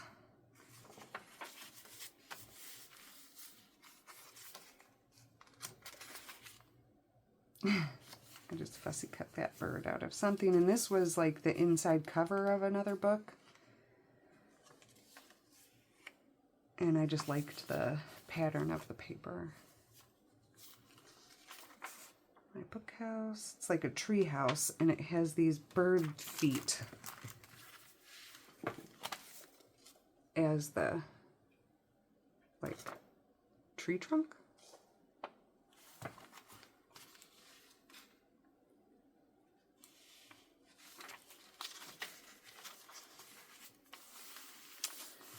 Cool fabric. This was one of my very first masterboards ever. And it was just fun and colorful scraps. And then I just put this, I just sewed this fabric to it, and I put a little like cellophane bag underneath it to make a little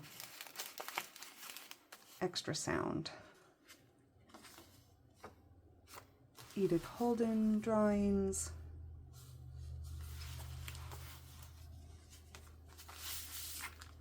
From her biography, not from Diary of an Edwardian Lady, but her just the same. And this cool notebook paper, my mom got me this, but I liked it for this book because it has the berries and branches.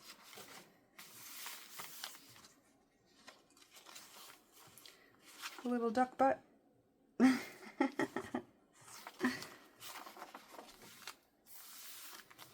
Some bird eggs.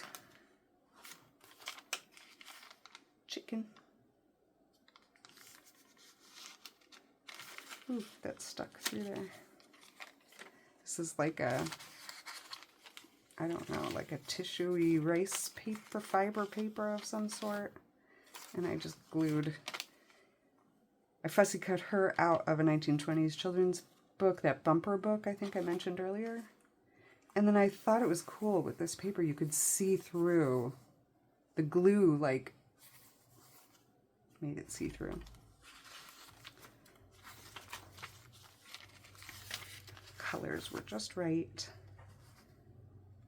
Another bird. And this is actually packaging from something. My sister-in-law sent me this. I think it might be from like a type of makeup or something. Isn't that pretty? And it's got like a cool watermark on it too. I thought that was pretty. And then this fabric. So this one is sold. Pretty. It's gonna go over here, those two. All right, vintage bird. I don't think I showed this one. It was part of when I was creating the series. And I was choosing the papers, but I might not have ever shown the finished product. I don't remember, but I love this one. I think I called it Greeting Card Vintage Bird. I think this fabric just got like folded in the box where I store these.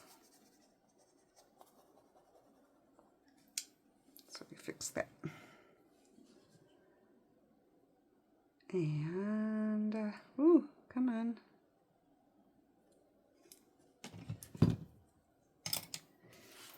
I love these. I thrift these almost every time I see them too.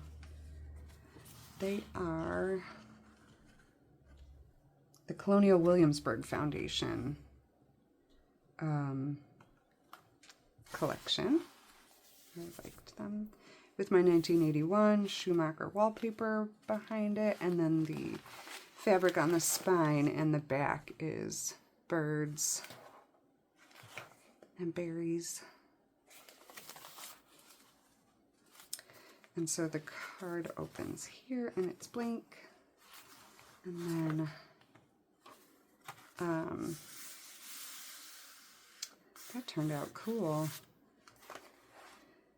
This craft paper is just glued to the wallpaper, but it gives it this wonderful crinkliness. And then I did sew these two masterboard bits in to make this pocket. And then I put this, things you can never get out of it, apparently. So there's this little bit of fabric. And then, so here's Papa Cardinal and Mama Cardinal on this little card.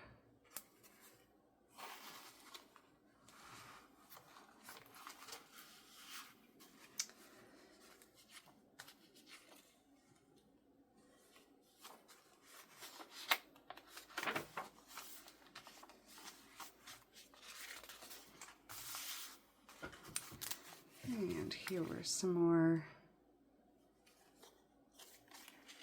bird bits in a book page pocket. Oh, and these were, I tried to find more, I don't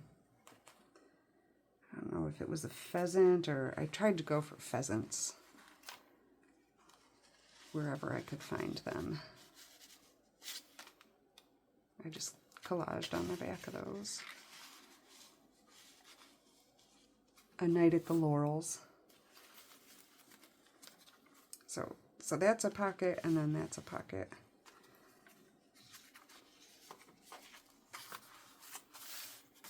And I love this paper.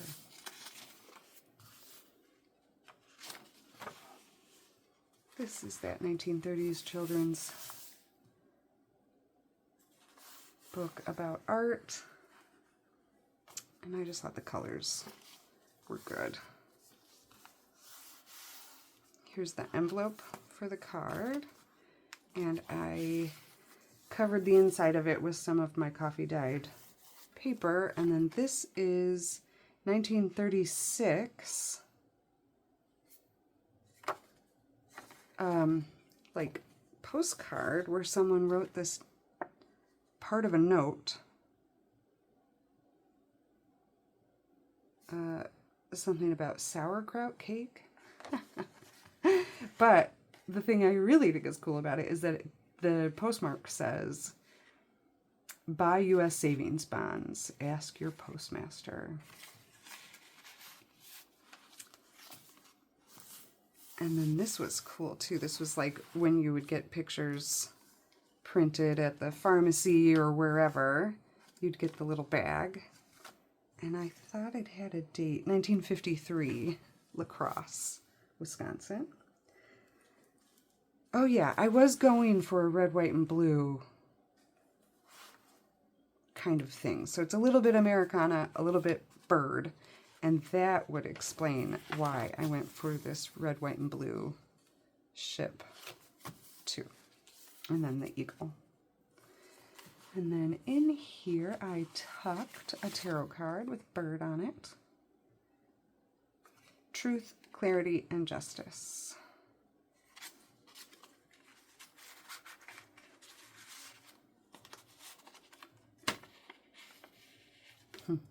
I love that. Feels cool. Here was our ring-necked pheasant, our spotted sandpiper. And then I attached some more of that bird fabric here. And this page was a masterboard decoupage that I did on the back of that nature book.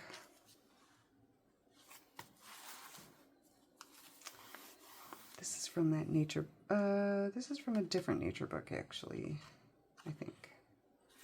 But this, I was going for the penguins, birds. All of these are cool. Some of these out of this book, I cut these out and decoupaged, and then they make a little card. But the paper's rather thick too, so you could cut them out and not decoupage them, and there's still an awesome little card. Eggs. Eggs. Eggs. Really good crinkle bit.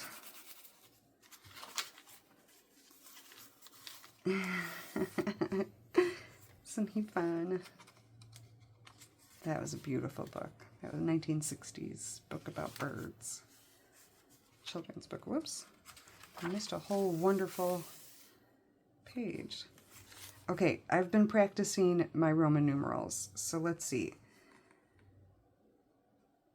MCM LVII. I think that's 67. Wait. I did make a note. Okay, so L is 50. Oh, 1957 is what that would be.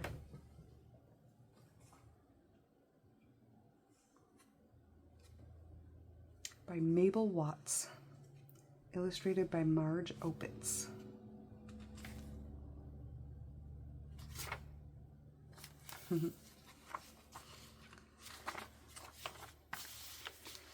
This is very, very old fabric that was on, if you have seen my shop recently, I have been selling some cutter quilt blocks of Sunbonnet Sue patterns from a very old quilt. And it was very, very dirty. It was in really bad shape when I got it, and falling apart. But all of Sunbonnet Sue's dresses and hats are all different fabrics, and many of them are feed sack fabrics, and from the 1930s. And I think this is one of them, but this is one of the dresses that did not make it after I, after my cleaning process. So the quilt blocks that I'm selling are the ones that are still in good shape, and then the ones that are not in good shape I've kept for myself to either fix or make into something. But anyway, I just had to keep this little bit of fabric because, first of all, it's feathers, and because I just love feed sack fabrics. This was from a different estate sale where I got it, and it's all clean and everything. But yeah, I thought this was perfect. The feathers. You can even kind of see how it's still a little bit cut into the shape of a dress. A little bit. Oh, here, this will show you how I cut some of those images out to just make like a little card that you could use. They're so beautiful. The images are really like bright and clear. And this is from a different book. And this is actually decoupaged page. But you know what? If it sticks like that, there's a trick. And you just put a little bit of, like, brush, a little bit of cornstarch on it. Let's see, little brushes. And then it shouldn't stick like that anymore. It's not like this stuff is precious, so it's not like it has to...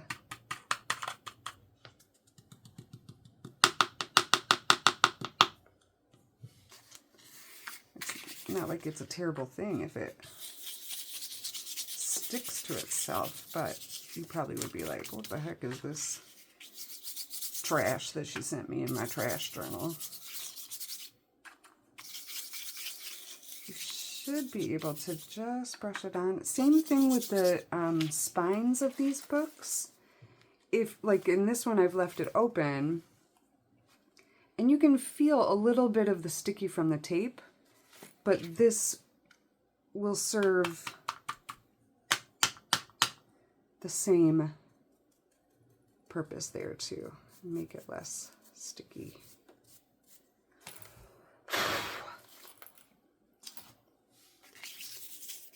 So you can kind of feel already that this is helping. And it's not like noticeable.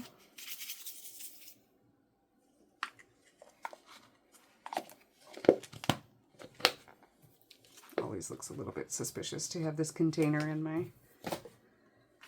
craft stash.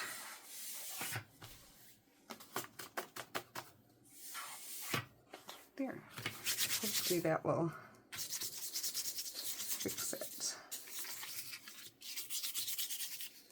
Do you ever run into that? Sometimes I feel like I must be doing something wrong with my decoupage. Like maybe I should be adding water to it or something.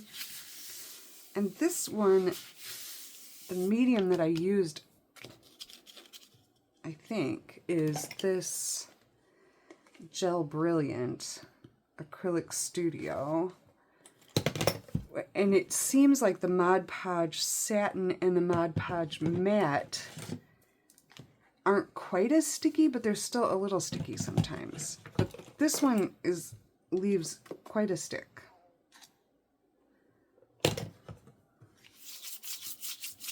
So, anyway, not that this is like a super prize or anything, but I like it. I like how it sounds and feels. And then you can turn it into a little journal if you want. These make a great cover. Like a decoupaged masterboard makes great little covers. Easy.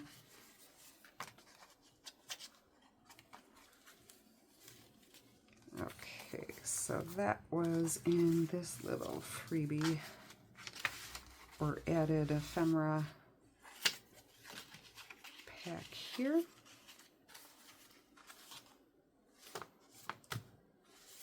I don't remember where the rest of that is. Maybe I used it all. I like all these little seabirds, seagulls. Oh, okay. This, to me, this would be the reason to buy this book. Well, first of all, here's the last page of the book, which I think is glorious. But this, okay, so it's here, right? You see there's a little girl with a cow and pigs. She's climbing the ladder. There's a goat in the background.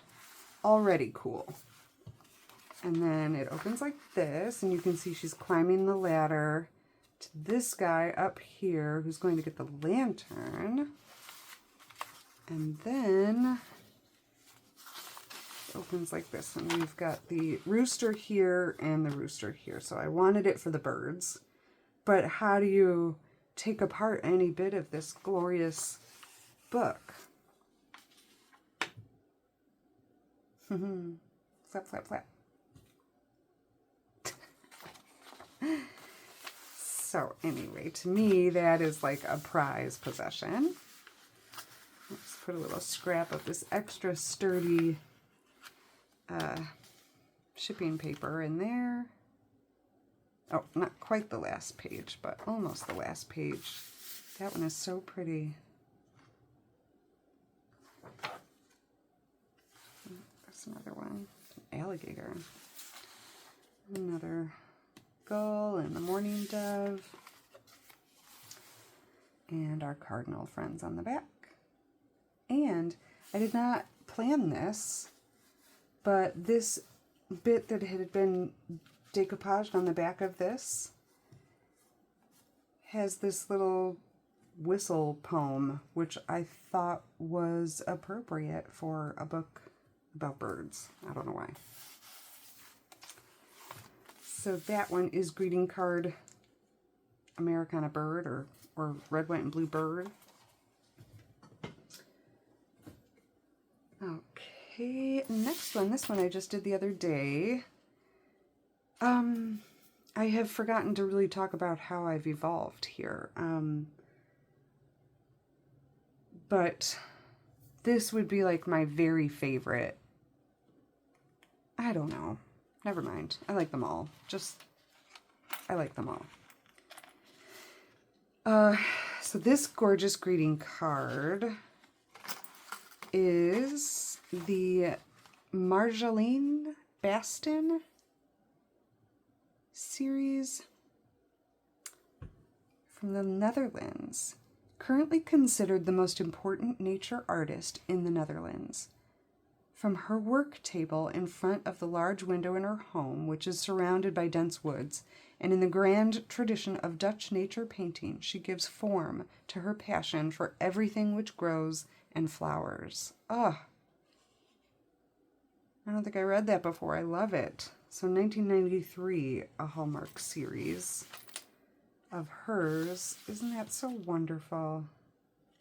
And that's just like, I don't know, it's everything I love right there. Birdhouses, birds, painting, colors, nature, wood,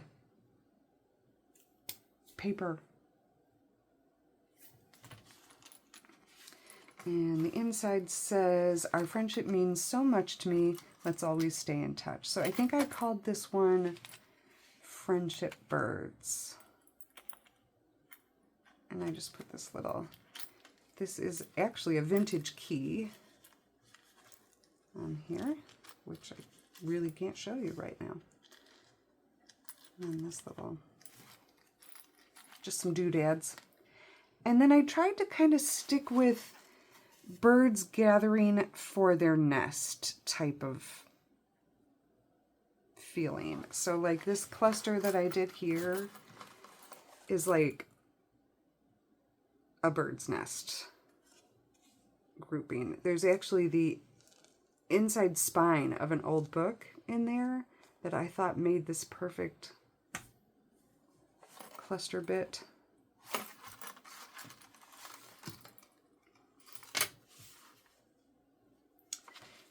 Disney, Pinocchio.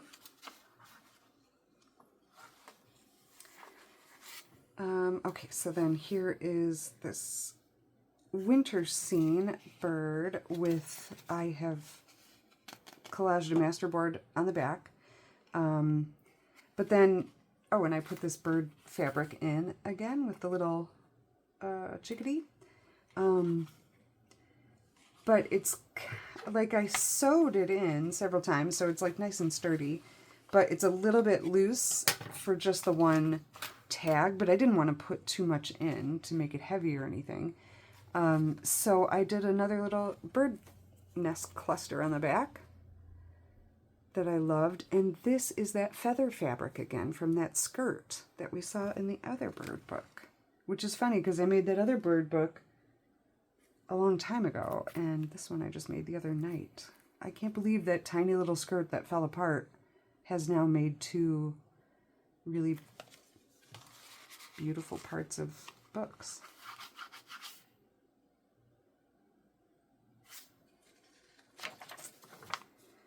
Birds. Birds. Antique paper. This is that antique book on etiquette again. 1902. Pathetic Readings.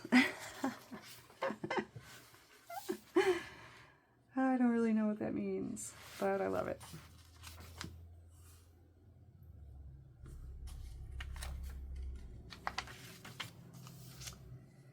This was a bit from that fun book I was showing you. That was like an activity book. The papers were so pretty. And I just cut a bit of it out and made it a pocket there.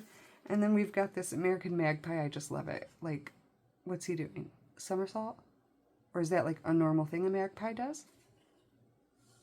And I had decoupaged on the back. Or collaged, I should say. And then here's a 1961 Hallmark calendar page. These are really just for notes. Like, you would just write anything here. It's not like an actual calendar page or anything, but I love the color and the age and the days when companies gave you free stuff like that. Yep. The cedar waxwing. I have not seen one of those at my current house, and I have lots of bird situations to watch. People near here have seen them, but I have not. Again, from the Jean and Hazel Estate, from her recipe box, light rolls. And then this recipe is from a different book that I rescued. That's actually this one. This was in the Goodwill Outlet bins, 1974, presented by Willow Springs Home and School Association. The front page and the back page had the best color, of course. Look at that. Oh.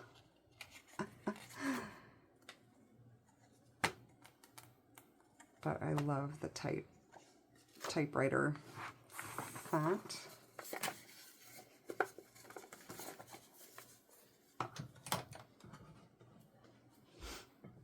And so I made that. The sauerkraut salad is the page, and then I made that little pocket with some scrapbook paper there. Bean salad. Tea dyed paper. This is one of those horse illustrations again. And then you saw how large they were, so I folded the top backwards to make these little tuck-ins. And this is cool. This was like a magazine of recipes that fell out of another book. Actually, I think it fell out of a Bible that I got recently at the Goodwill Outlet bins. So I chose one of the pages to go in this book.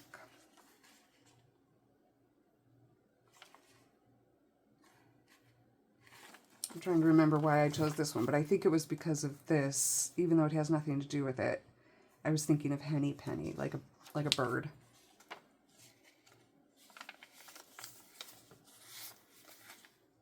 I forget, I did look it up online. I can't remember the year.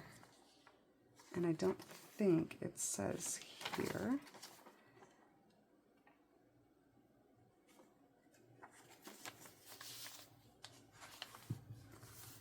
And that beautiful image. So there's another tuck there. And then this was a brochure from the Milwaukee Art Museum that I made into quite a few pockets here. So this is the cat and the fiddle, and I put some antique paper on the back, inspired by Laura at Hyper Stamper. I always forget that I have tons of antique and vintage scrap paper that I could just glue to the back of some images if the back is not like glorious, to make a little journaling card. I forget to do that, so she inspired that. And then this was just another little pocket here. So those little cards go in there. Little scrappy. And now here's one of those vintage napkins again that I just tucked into this pocket. And this was some of the scrappy paper I was using when I was playing with stamps the other day. It's just a really cool paper. It's really soft. I put this like the cello bag that something came in here because I like the sound. And then I just tucked some, what I say are collage bits in here. So you just pull this grouping out and then you can collage on this card that's in there. So there's some antique newspaper and a vintage book bit and another vintage book bit, and then this fabric upholstery card bit. If you would like to try that. That was inspired by a new collage kit that a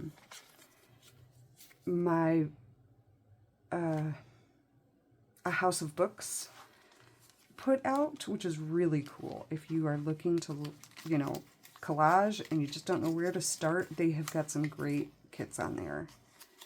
I'm not like sponsored or anything. I just love their company, and I'm inspired by them all the time. I'm inspired by everyone all the time. Like, this community is just incredible. So, little collage envelope there. This is just the back of an envelope. This was from the collection of quilt recipes from Jean and Hazel, the Garden Treasure Quilt. I was experimenting with putting papers together to make bigger papers. So this was like notebook paper with map sewn together. And then this is a Peter Rabbit, couple of pages I put in here.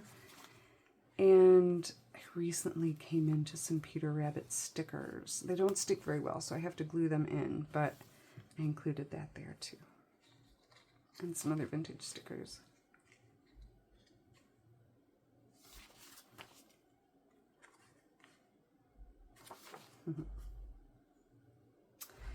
This is an old hanky my sister sent me that, of course, upon washing, just completely disintegrated, except for the embroidery, which I love. So I made what is remaining of it into this pocket.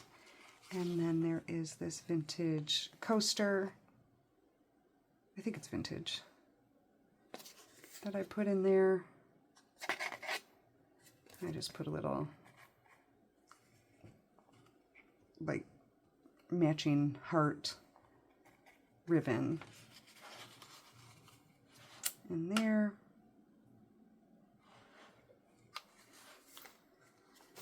This was a drawing. This is my drawing, but it's of a drawing that's in Edith Holden's Country Diary of an Edwardian Lady. And I was just doodling. And then a quote from Sandra Bullock: "Whoever established the high road and how high it should be fired."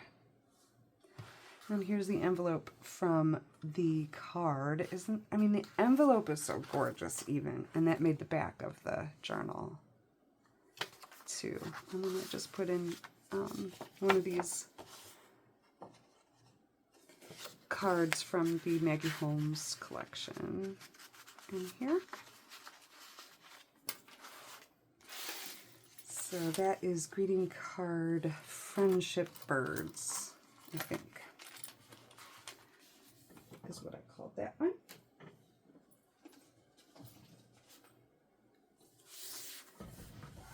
Greeting card Tulips. This is a Jan Ford painting.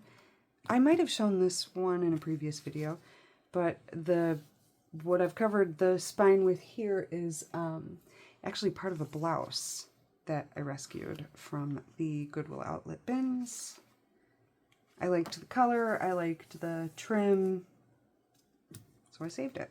And then I keep the scraps attached to it because imperfection looks perfect to my eyes. So this card said, "On your birthday and every day, wishing you moments that delight you, special times and laughter, happiness that grows, and wonderful memories to keep. Have a great day. And then I just did this tip-in of some scrap paper, just, you know, to show another way that it doesn't have to be used for the greeting that's in it necessarily. You can cover that up and make it just into a piece of paper. The Floral Note Card Collection from the Braille Books for Blind Children Fund. 2022, Jan Ford.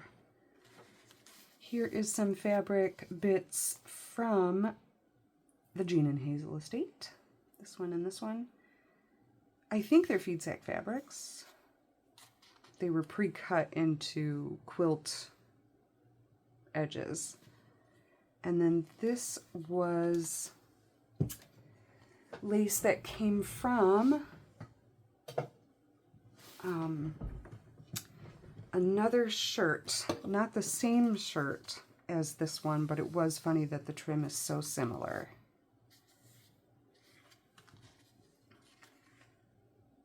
This was just one of my painty pages. Some washi tape for the envelope.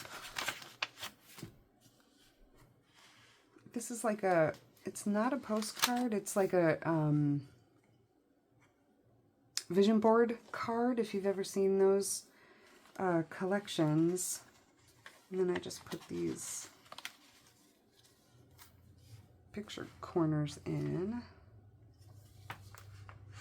And here's one of those antique pages on etiquette from 1902, A Pleasing Pose by Florence Rockwell. With fingers to her lips is artless grace. Artless? She watched. Oh, I remember reading that before. I did experiment with some different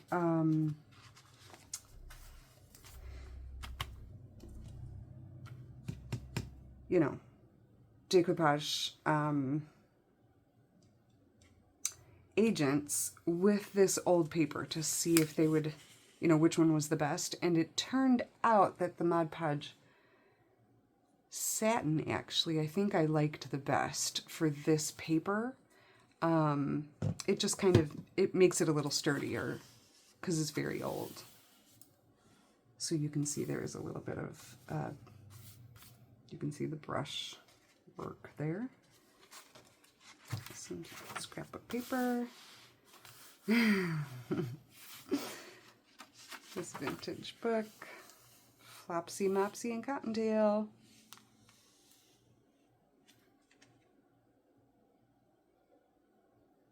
So, another Peter Rabbit. This little bag has some goodies in it. We've got a guest check. We've got a little scrappy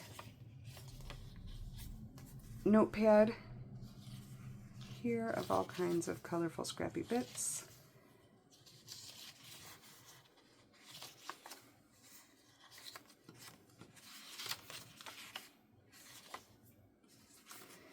And then we have this vintage ad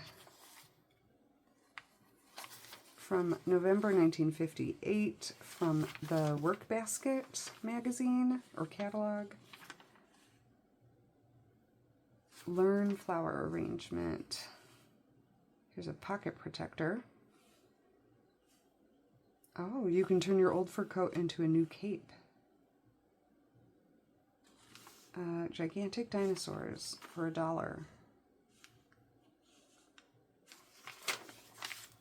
But this side I loved because it had the tulips for sale. Did I say this already? 1958. Which goes with our tulip theme.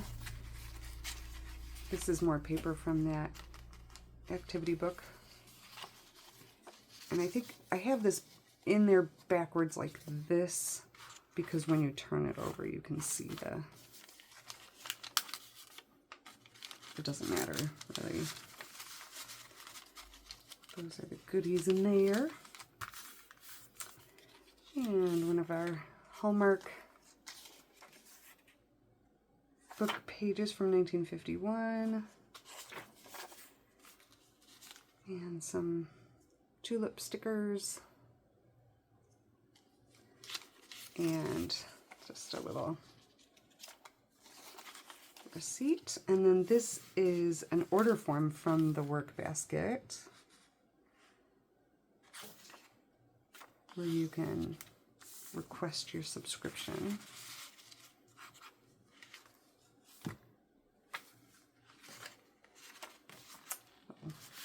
Note card, some purple note paper, some more paper from that activity book. The colors were just so pretty. Look at that. Oh.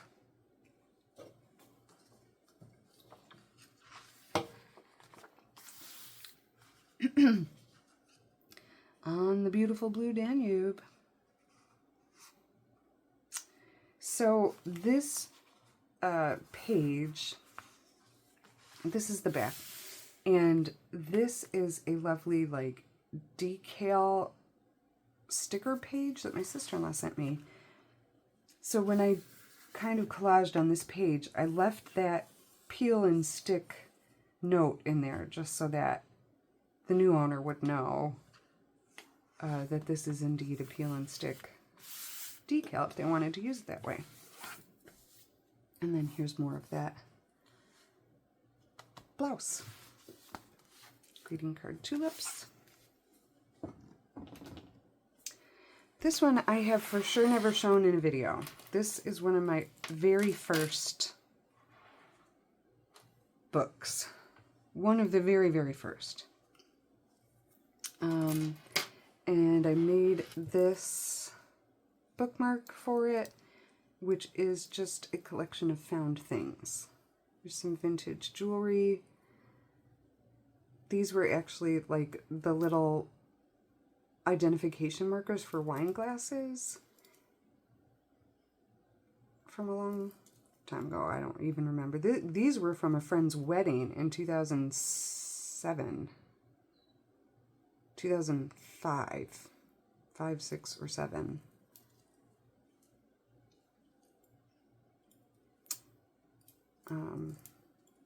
Yeah, and then I might fix this ribbon a little bit, but the colors were just perfect for this journal. And so this one is a little bit, I don't know, like I said, it was early days. It was the first time that I was like, oh my gosh, I love this. I love doing this. I love sewing and thinking about how to take something found and make it into something else, because this is a Pioneer Woman placemat, and it was by itself at my local St. Vinny's, just one of them, and I actually cut it in half and I made it into 2 books, and one I gave to my little niece.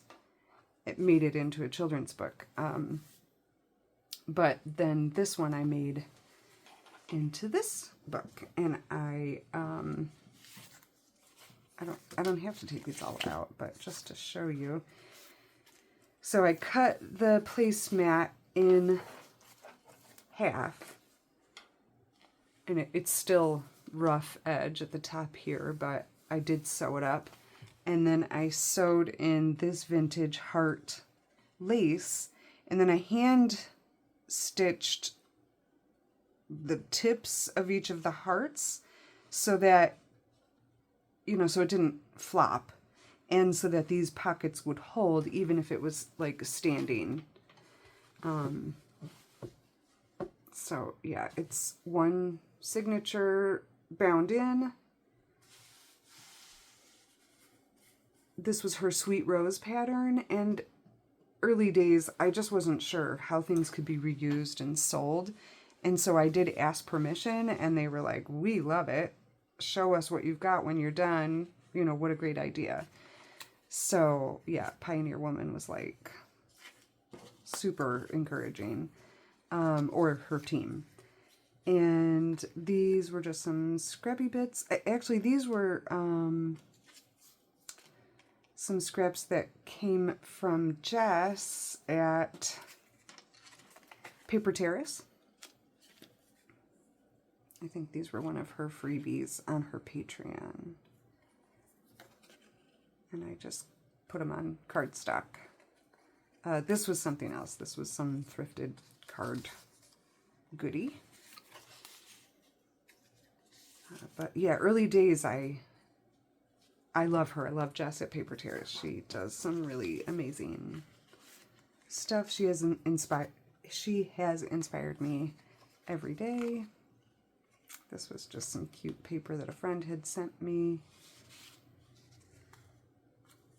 And a color transparency that I just put a little bit of that ribbon on. And this was just a little mushroom thing. And this is a vintage hair bobby pin. And I thought these were so cute with these hand-painted little nubbies. I think I still have 2 of them left in different colors, but the blue I wanted on this one. So all of this would come with it. If you want, if you don't like it, you can tell me. And the bookmark. So I would say that this one leans a little bit closer into like neat, which is not, like, I'm a little more scrappy now in a lot of my work. So when I look back at this, I don't see myself in it as much. I barely had much to work with at the time. I just was learning and having so much fun. And, I mean, I do see that in it. And the most important thing was finding a placemat at the thrift store and then turning it into a journal. Oh, I forgot. When I cut it, the other reason I cut into it is because I wanted to make it sturdier, so it wasn't like a floppy cover. So I did tuck in, I think I used a Wheat Thins box, if I remember correctly. I did put cracker box in it and more batting, cotton batting, or whatever I had at the time. I don't remember. It might just be like fabric scraps that I had. So it is extra padded and, you know, and it makes a great sound and it feels soft and squishy, but it is still like a sturdy cover. I remember being very proud of myself for figuring out a way to do that. And then these book page pockets that I made. This was like the only book I had at the time that I took apart, which was just a Nora Roberts that I had been reading. The only problem was I made a whole bunch of these, and I was having so much fun with it that I didn't realize that a lot of the ones that I made had like a rather risque part of the book. So I don't think this is one. But there might be, like, some words that not everyone loves, but it's not, like, inappropriate. I don't know. Anyway, I laughed at myself because I just got so excited making them, I didn't pay attention to what was on the page. And these, I know now, are probably, Anna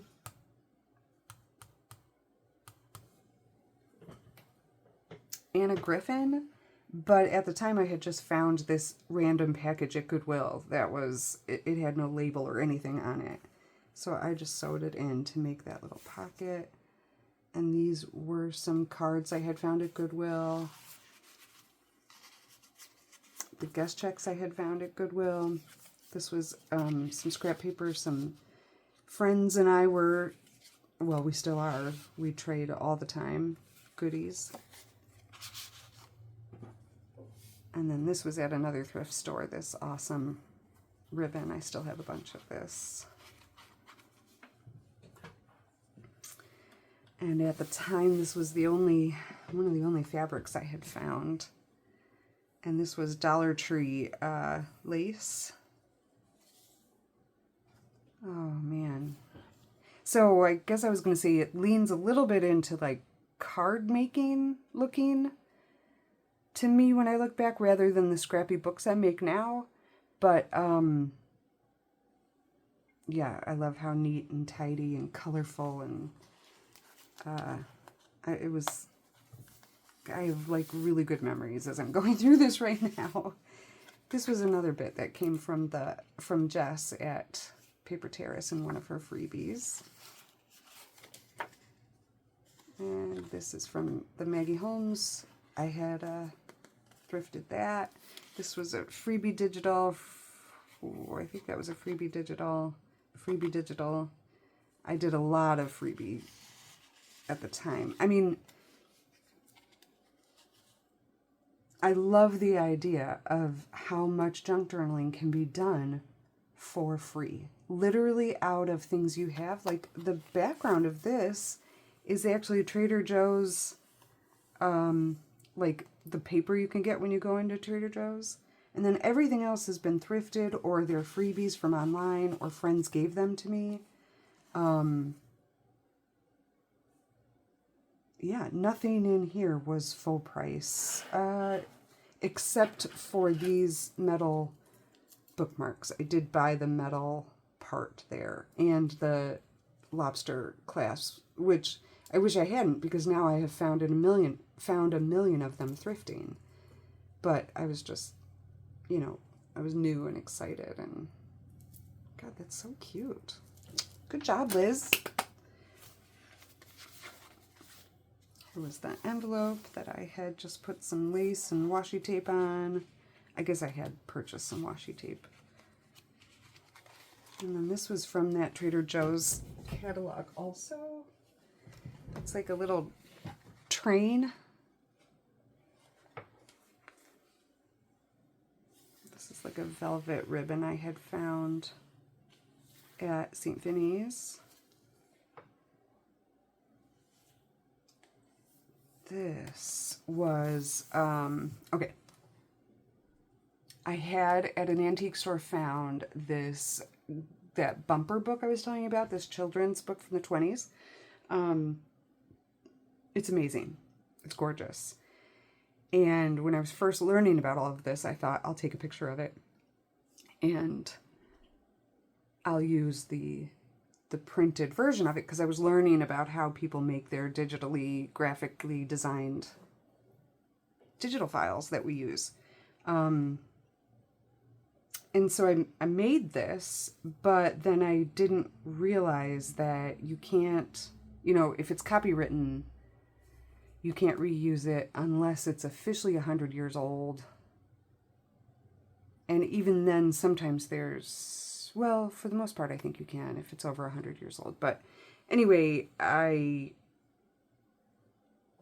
wrote in here, Eugene Field, the bumper book, 1946. Oh, I beg your pardon. It's not the 1920s, it's the 40s. Illustrated by Eulalia. And so this is a copy of it, but I wanted to give full credit because I wasn't trying to like sell something that wasn't 100 years old. And now that I'm explaining this to you, even though I wrote that, I still don't know if I can use it. I might have to fix that. And I had played with a little envelope art stuff. I think this idea was from Joey DeFee. Not quite as nice as hers might look, but it was fun. With just some more craft paper bits in there. Little tab. I forget what I made that out of. Oh, it had been an old Valentine's Day card because it's got the velvet on it. I remember now.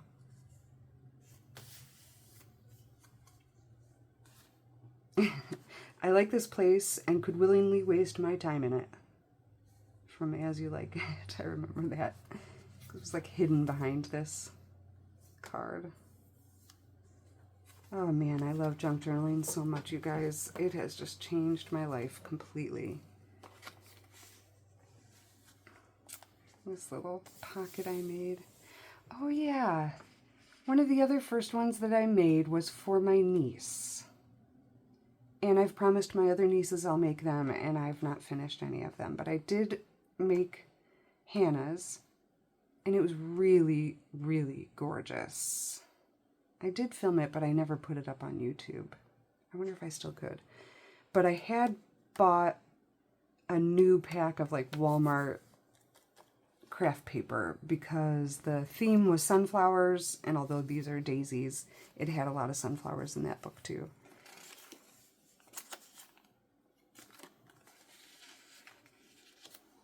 Goodies.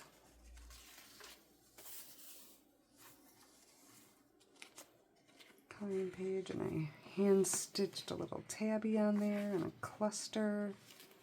That was cute. Maggie Holmes. Little tidbit. Oh man. I never used my sewing machine before junk journaling. I was scared of it. So yeah, these books helped me learn. And now I love it. After this book, and I think 2 other books, though, it started to like really break down on me and I got scared again. But I learned from YouTube, thank goodness, how to care for your sewing machine. And I fixed it and I lubed it up, and I learned about as much as I possibly could, just completely absorbed every bit of knowledge that I could, and now it is my friend again, and I love it. So I'm very thankful for that because it's very therapeutic. I still get scared of it every once in a while, and I kind of put off sewing sometimes. Put the pink flamingo in here.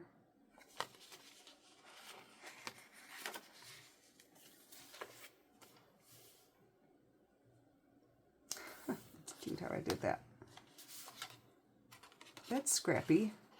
That's good old-fashioned scrappy Lizzie.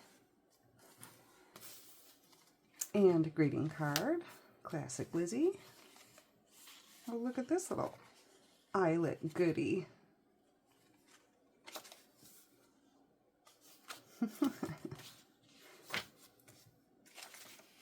Little scrappy bits.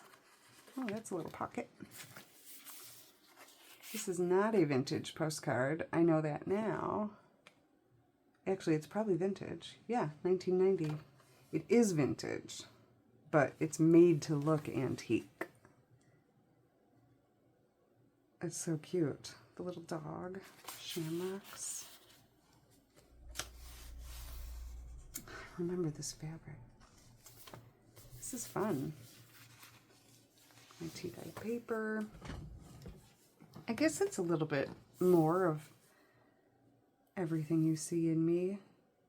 Now this is nice. I've already colored this page for you.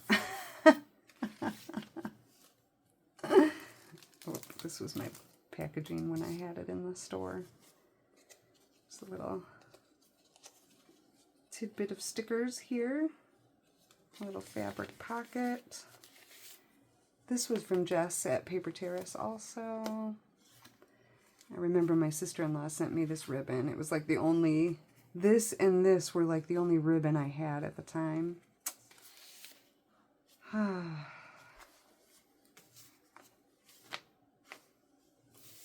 Cute.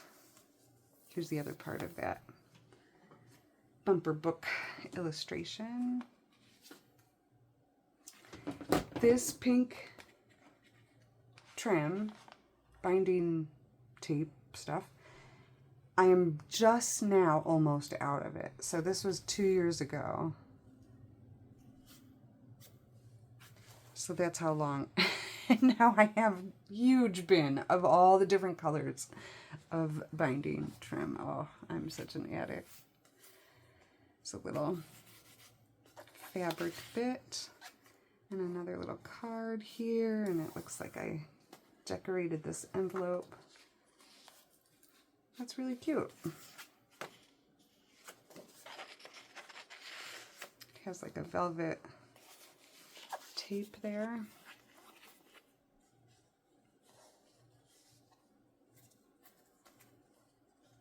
I'm still scared to do this pattern on the machine because that makes it want to yell at me. Maybe I'll try that later today though. It's so cute.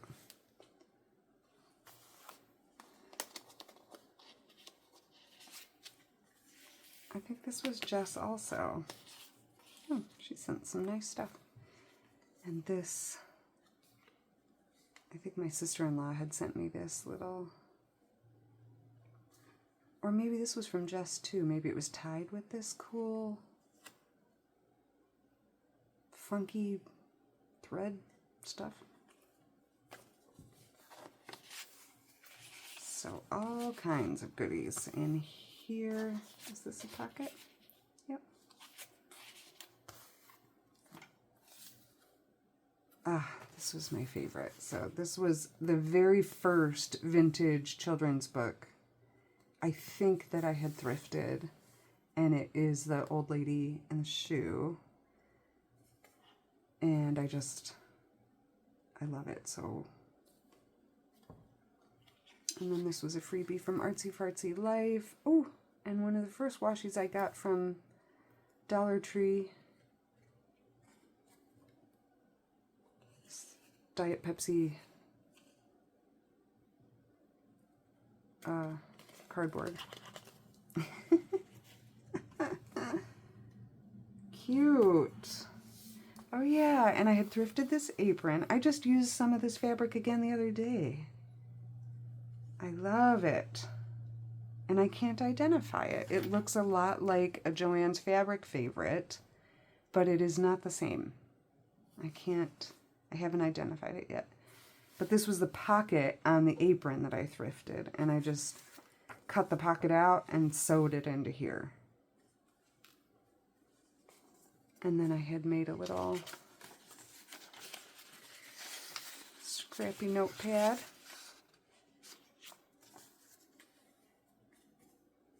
It's pretty cute. So that is my Pioneer Woman placemat journal. And it has been around the block now, so you know it's holding up.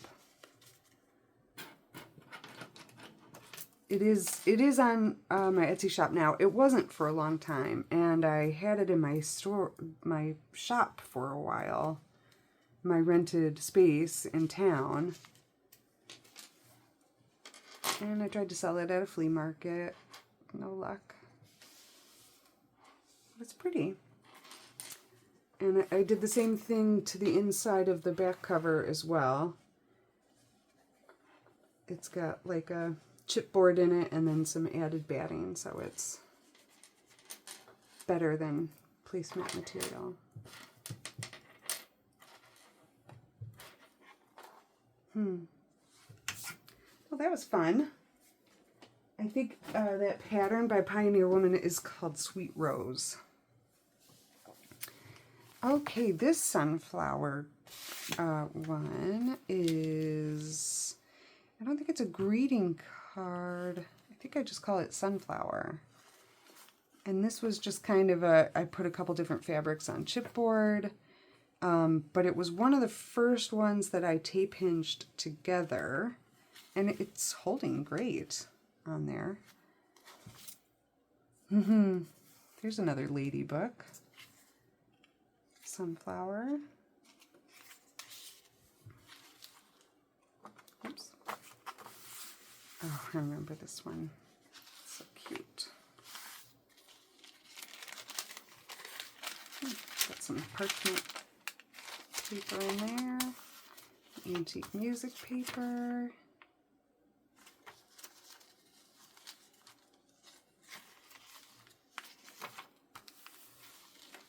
This was a book about Wisconsin's history.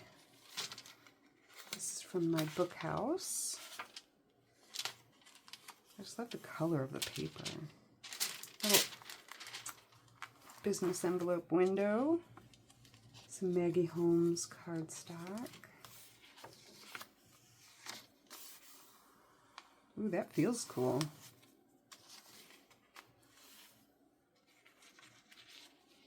Sunflower sticker I put on there. I haven't looked at this one in a long time. This cute little page. This one I think is the 50s. Under the apple tree. This, I loved it for the blue paper, but it is a biography about Pablo Picasso.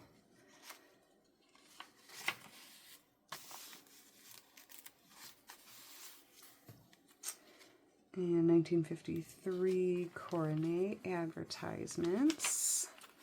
So we've got a Solavox advertisement from the makers of the Hammond organ. And what do we have here? It's fun to solve rebus puzzles. The new 1953. And then on this one,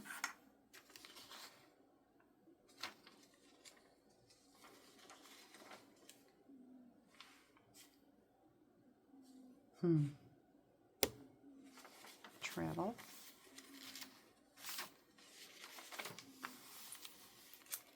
Good old Betsy Tacy. She's like in every book, it seems like. She. Ah, this is Blueberries for Sale. Oh, I love that imagery.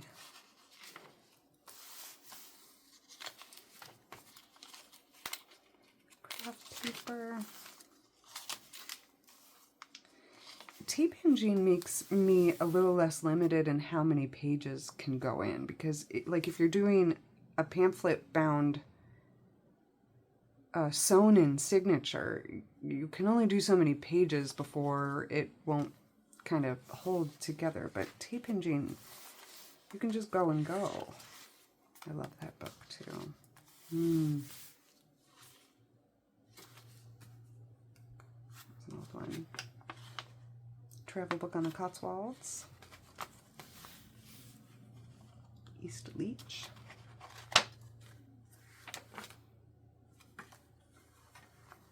This is cool, by Gauzy Fabric too.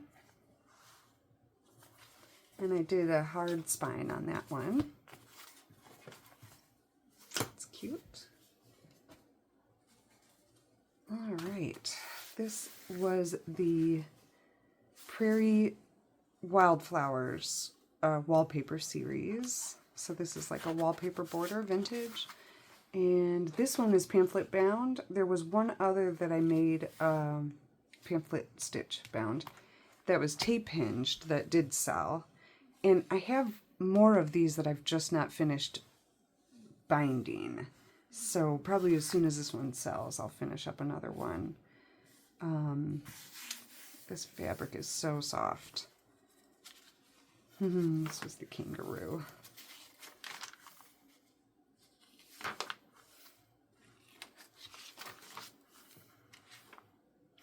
This is a page from a 1930s girls' camp memory book.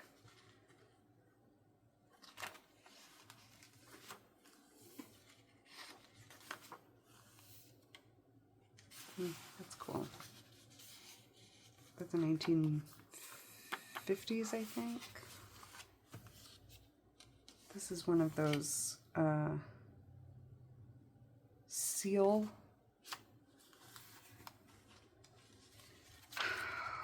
pamphlet cards. Let's see, where's the rest of it? Here it is. Where it just folds up and you seal it and send it. It's like stationery and envelope all in one.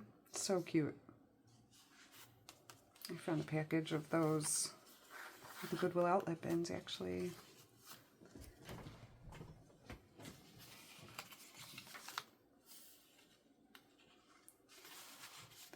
Beatrix Potter. Cool old paper.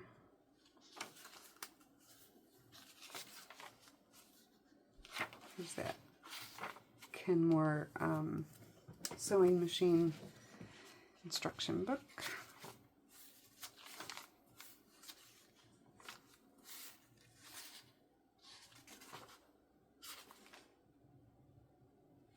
is such a pretty book.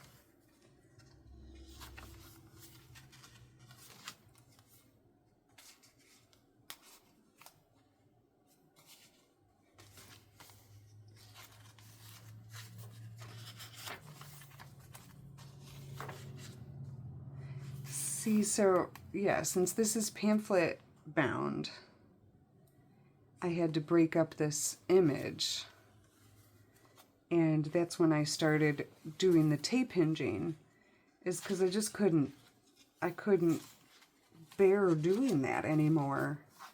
I wanted this whole image to open up, but I had made this the centerfold because it was a harder cardstock, and it's really pretty. But it's like you only have one space where you can do the full image like that. I mean, there's other ways to manipulate paper so that they can open up differently, and but that's when I started tape hinging.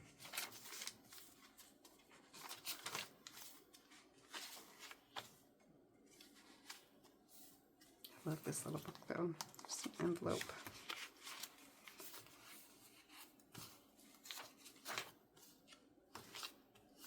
Just eclectic mix of papers and textures and pictures and pictures.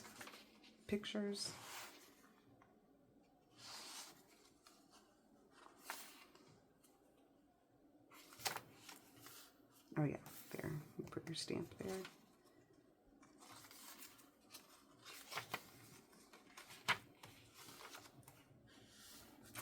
So here's that camp, the other side of that camp book. And so camp activities, handicraft, archery, hiking.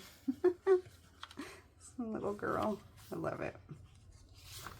Ooh, that's an awesome piece of music paper. Look at that. This was, I'm not sure what language this is, but I thought that was cool. It fell out of a book. And then I love their handwriting in English as well.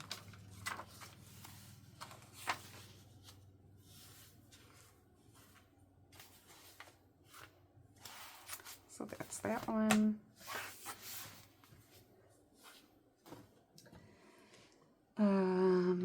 Let's go through these guys again. It's been a long time, and these three are still for sale.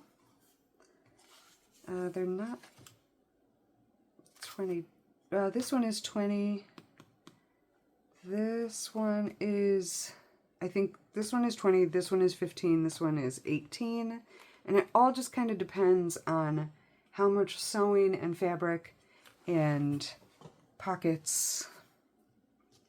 But I have a better idea of my pricing now, so I won't run into so many different prices in the future. Actually, let me cut these off because I'm not going to have them in my shop anymore. And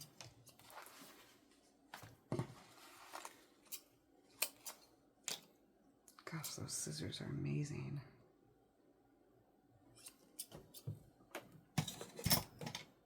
Okay. So this one, I think, was the very first of this series that I made. And I love it. They're all a one signature pamphlet stitch. And again, it's wallpaper, and these are the gingham series. This one is, I think, called, I wrote it down. Didn't I? No, I didn't. We've got, so there's these two that have the blue flocks on them, but one is called Blue Floral and Lace, or Blue Gingham and Lace or something, and one is Blue Phlox and Toile. Actually, that's this one, Blue Phlox and Toile. And then this one is the Gingham and Lace. And then this one is the Roses, Gingham Roses. And I don't know why, but the sewn wallpaper onto the fabrics is just like, it just feels cool to hold. This was like a dress. at the Goodwill outlet bins. I loved that fabric. It was like a long, like, night dress, I think.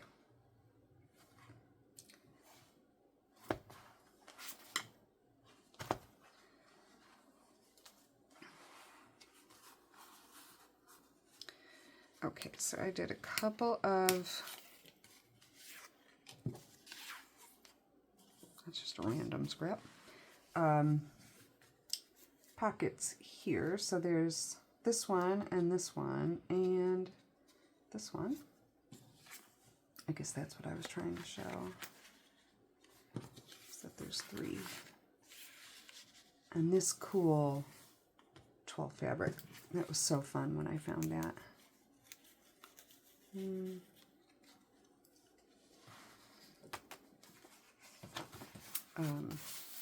Maggie Holmes, that American Inventions, just a painty page. This is the Lee Ward's catalog. Those aprons, love it. Tea-dyed paper. This was from the Puget Sound map from the 60s, which is fun. Betsy Tacy, tea-dyed. This was a cool old note that I found that also fell out of a book. And I just put some craft paper on the other side of it. This is that typesetting book. This is that Good Housekeeping book. Note paper, Velveteen Rabbit. Another book about the rabbit. Gosh, what's that one called?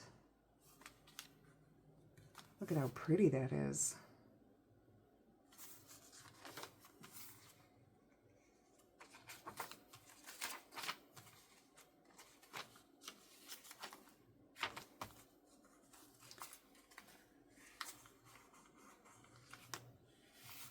Feels cool.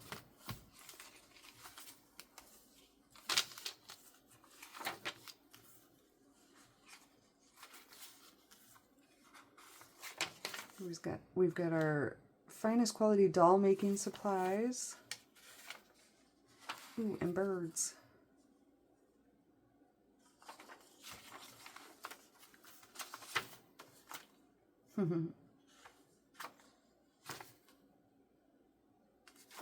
That invention book, that children's invention book, is one of those stamp books where a child, you know, had the page of stamp stickers and they had to go find where to put these. This one comes with a seed packet for butterfly weed. Oh, that is such a pretty plant. Another little tag, and this is like blanket binding and then velvet. Oh, that feels cool. Velvet tape there. Nice scrappy edge there. I love that one. That's really pretty. Okay, and then the roses. The back of the roses is daffodils. The inside fabric for this one was a nightgown that had these little embroidered flowers.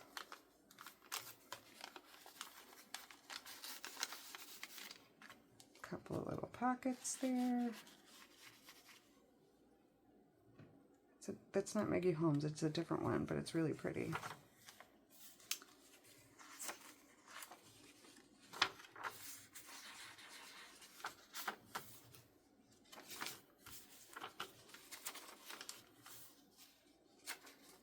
That's a good one.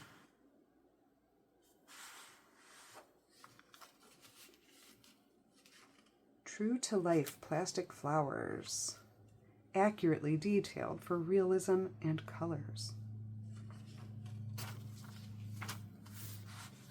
My bookhouse.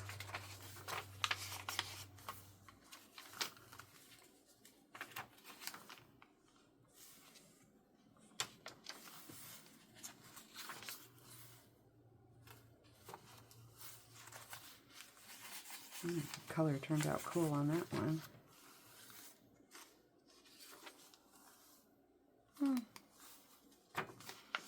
Oh, yeah.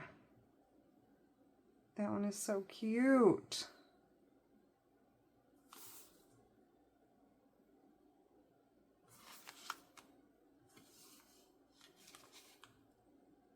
Kitty Black. That's the name of that one. That was another one of the early books I thrifted. So cute. It's just so vibrant and beautiful. And the forget-me-nots and so cute.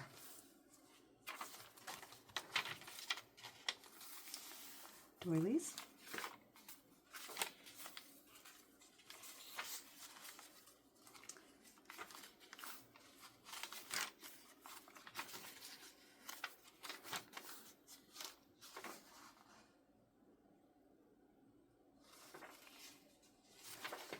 Oh, look at these.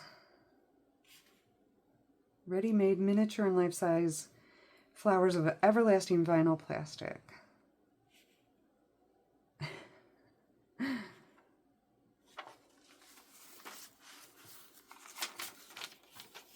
So these are really, you know,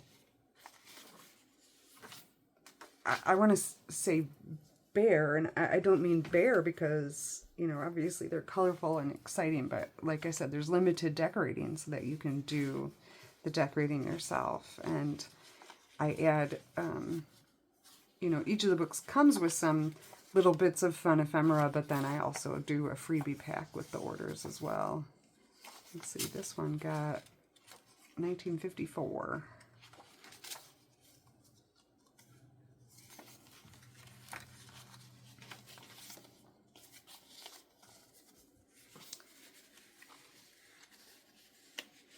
Some gingham. This was a little girl's gingham jumper from the Goodwill outlet bins that I used in several of the gingham books, but not in these last ones, really. Well, you know what? I have more. Oh, I should finish those. So, yeah, again, I do have more of these to finish. They just feel so cool. Oh, look at that fabric. How did I do that? So it's got the lace and the fabric. That's really pretty. So this one doesn't have a pocket sewn in, which is probably why it's a little cheaper than the others.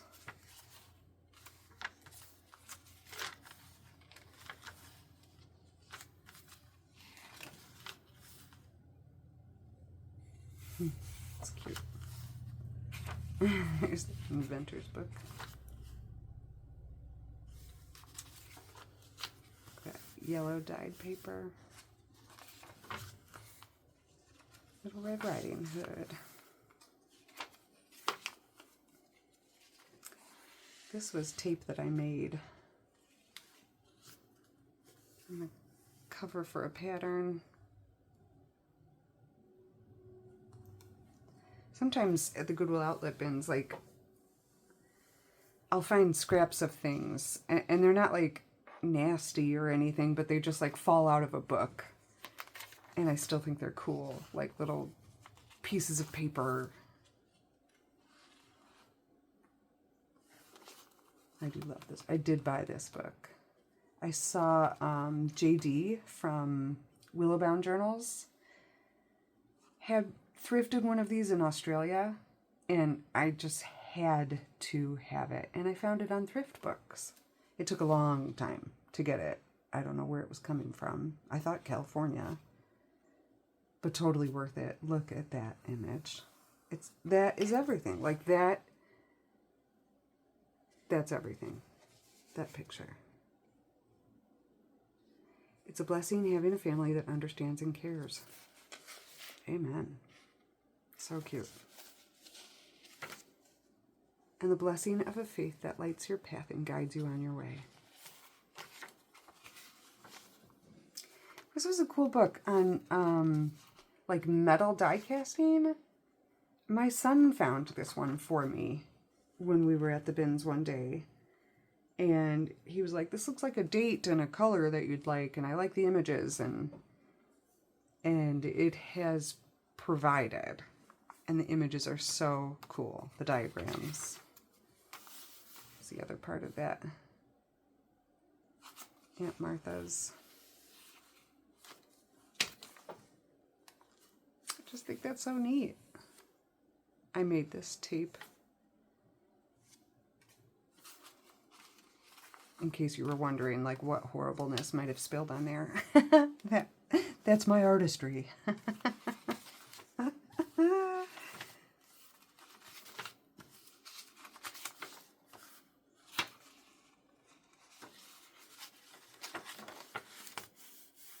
images are so cool.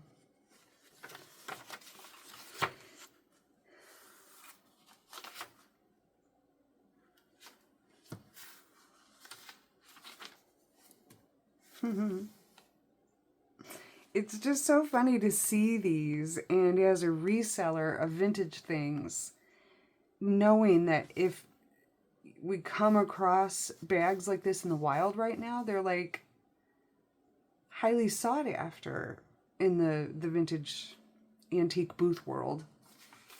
It's so funny.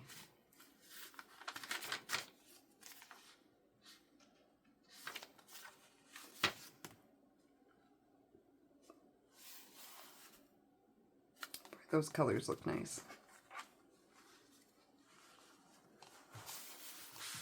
Those are just like a fun, like I feel like if I were someone who would buy a journal like this, it would be like, and I'm not trying to sell my stuff, but for me, this would last, you know, you could make this last a month. For me, this would last a couple of days. But I journal all day, every day, and make journals all day, every day for the most part. And I'm just kidding. It would probably last a couple of weeks. But if you journal like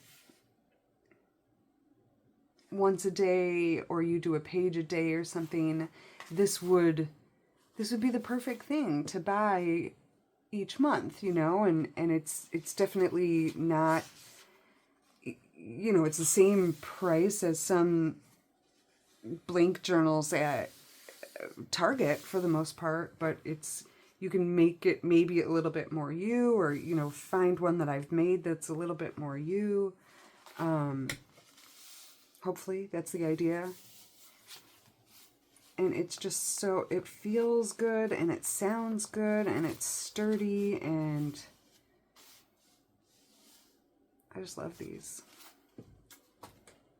All right. I'm getting a little tired and hungry, I will be honest, but there's just a few more to do.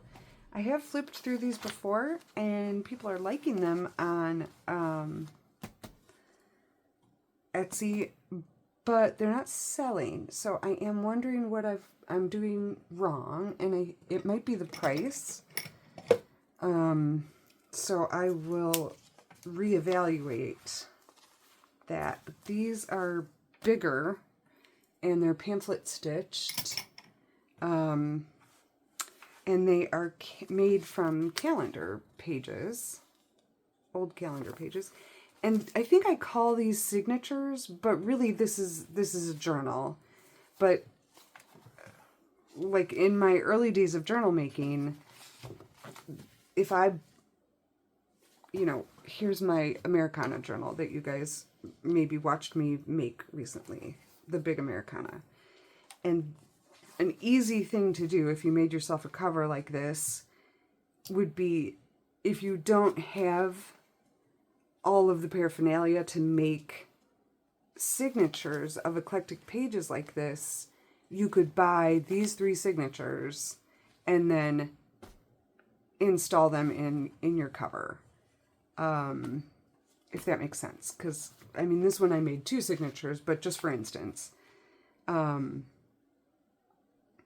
So this would be the size that would go in a bigger book versus like the greeting card journal is more of a handheld size. But these are like my favorites. But these I made a long, long time ago. And I first made them for a flea market I was doing, and I was originally planning to sell at markets when I first started selling. And so I was trying to mass make, which is, like I said at the beginning of this, like mass making is so hard for my brain. So, like, as I'm going through these gingham journals, and I'm telling you that I have more of these to make, I did mass make these because I had the roll of wallpaper. So I just kept, you know, cutting the wallpaper into the perfect size for these journal signatures. And, you know, the idea is wonderful, but I couldn't stay driven to finish them all because my mind moves on to other things so fast. So I keep reaching over here to tell you that I have others to make, to finish, because I do. I have this pile over here. Here is another gingham. It's all made. I just have to sew the fabric to the outside.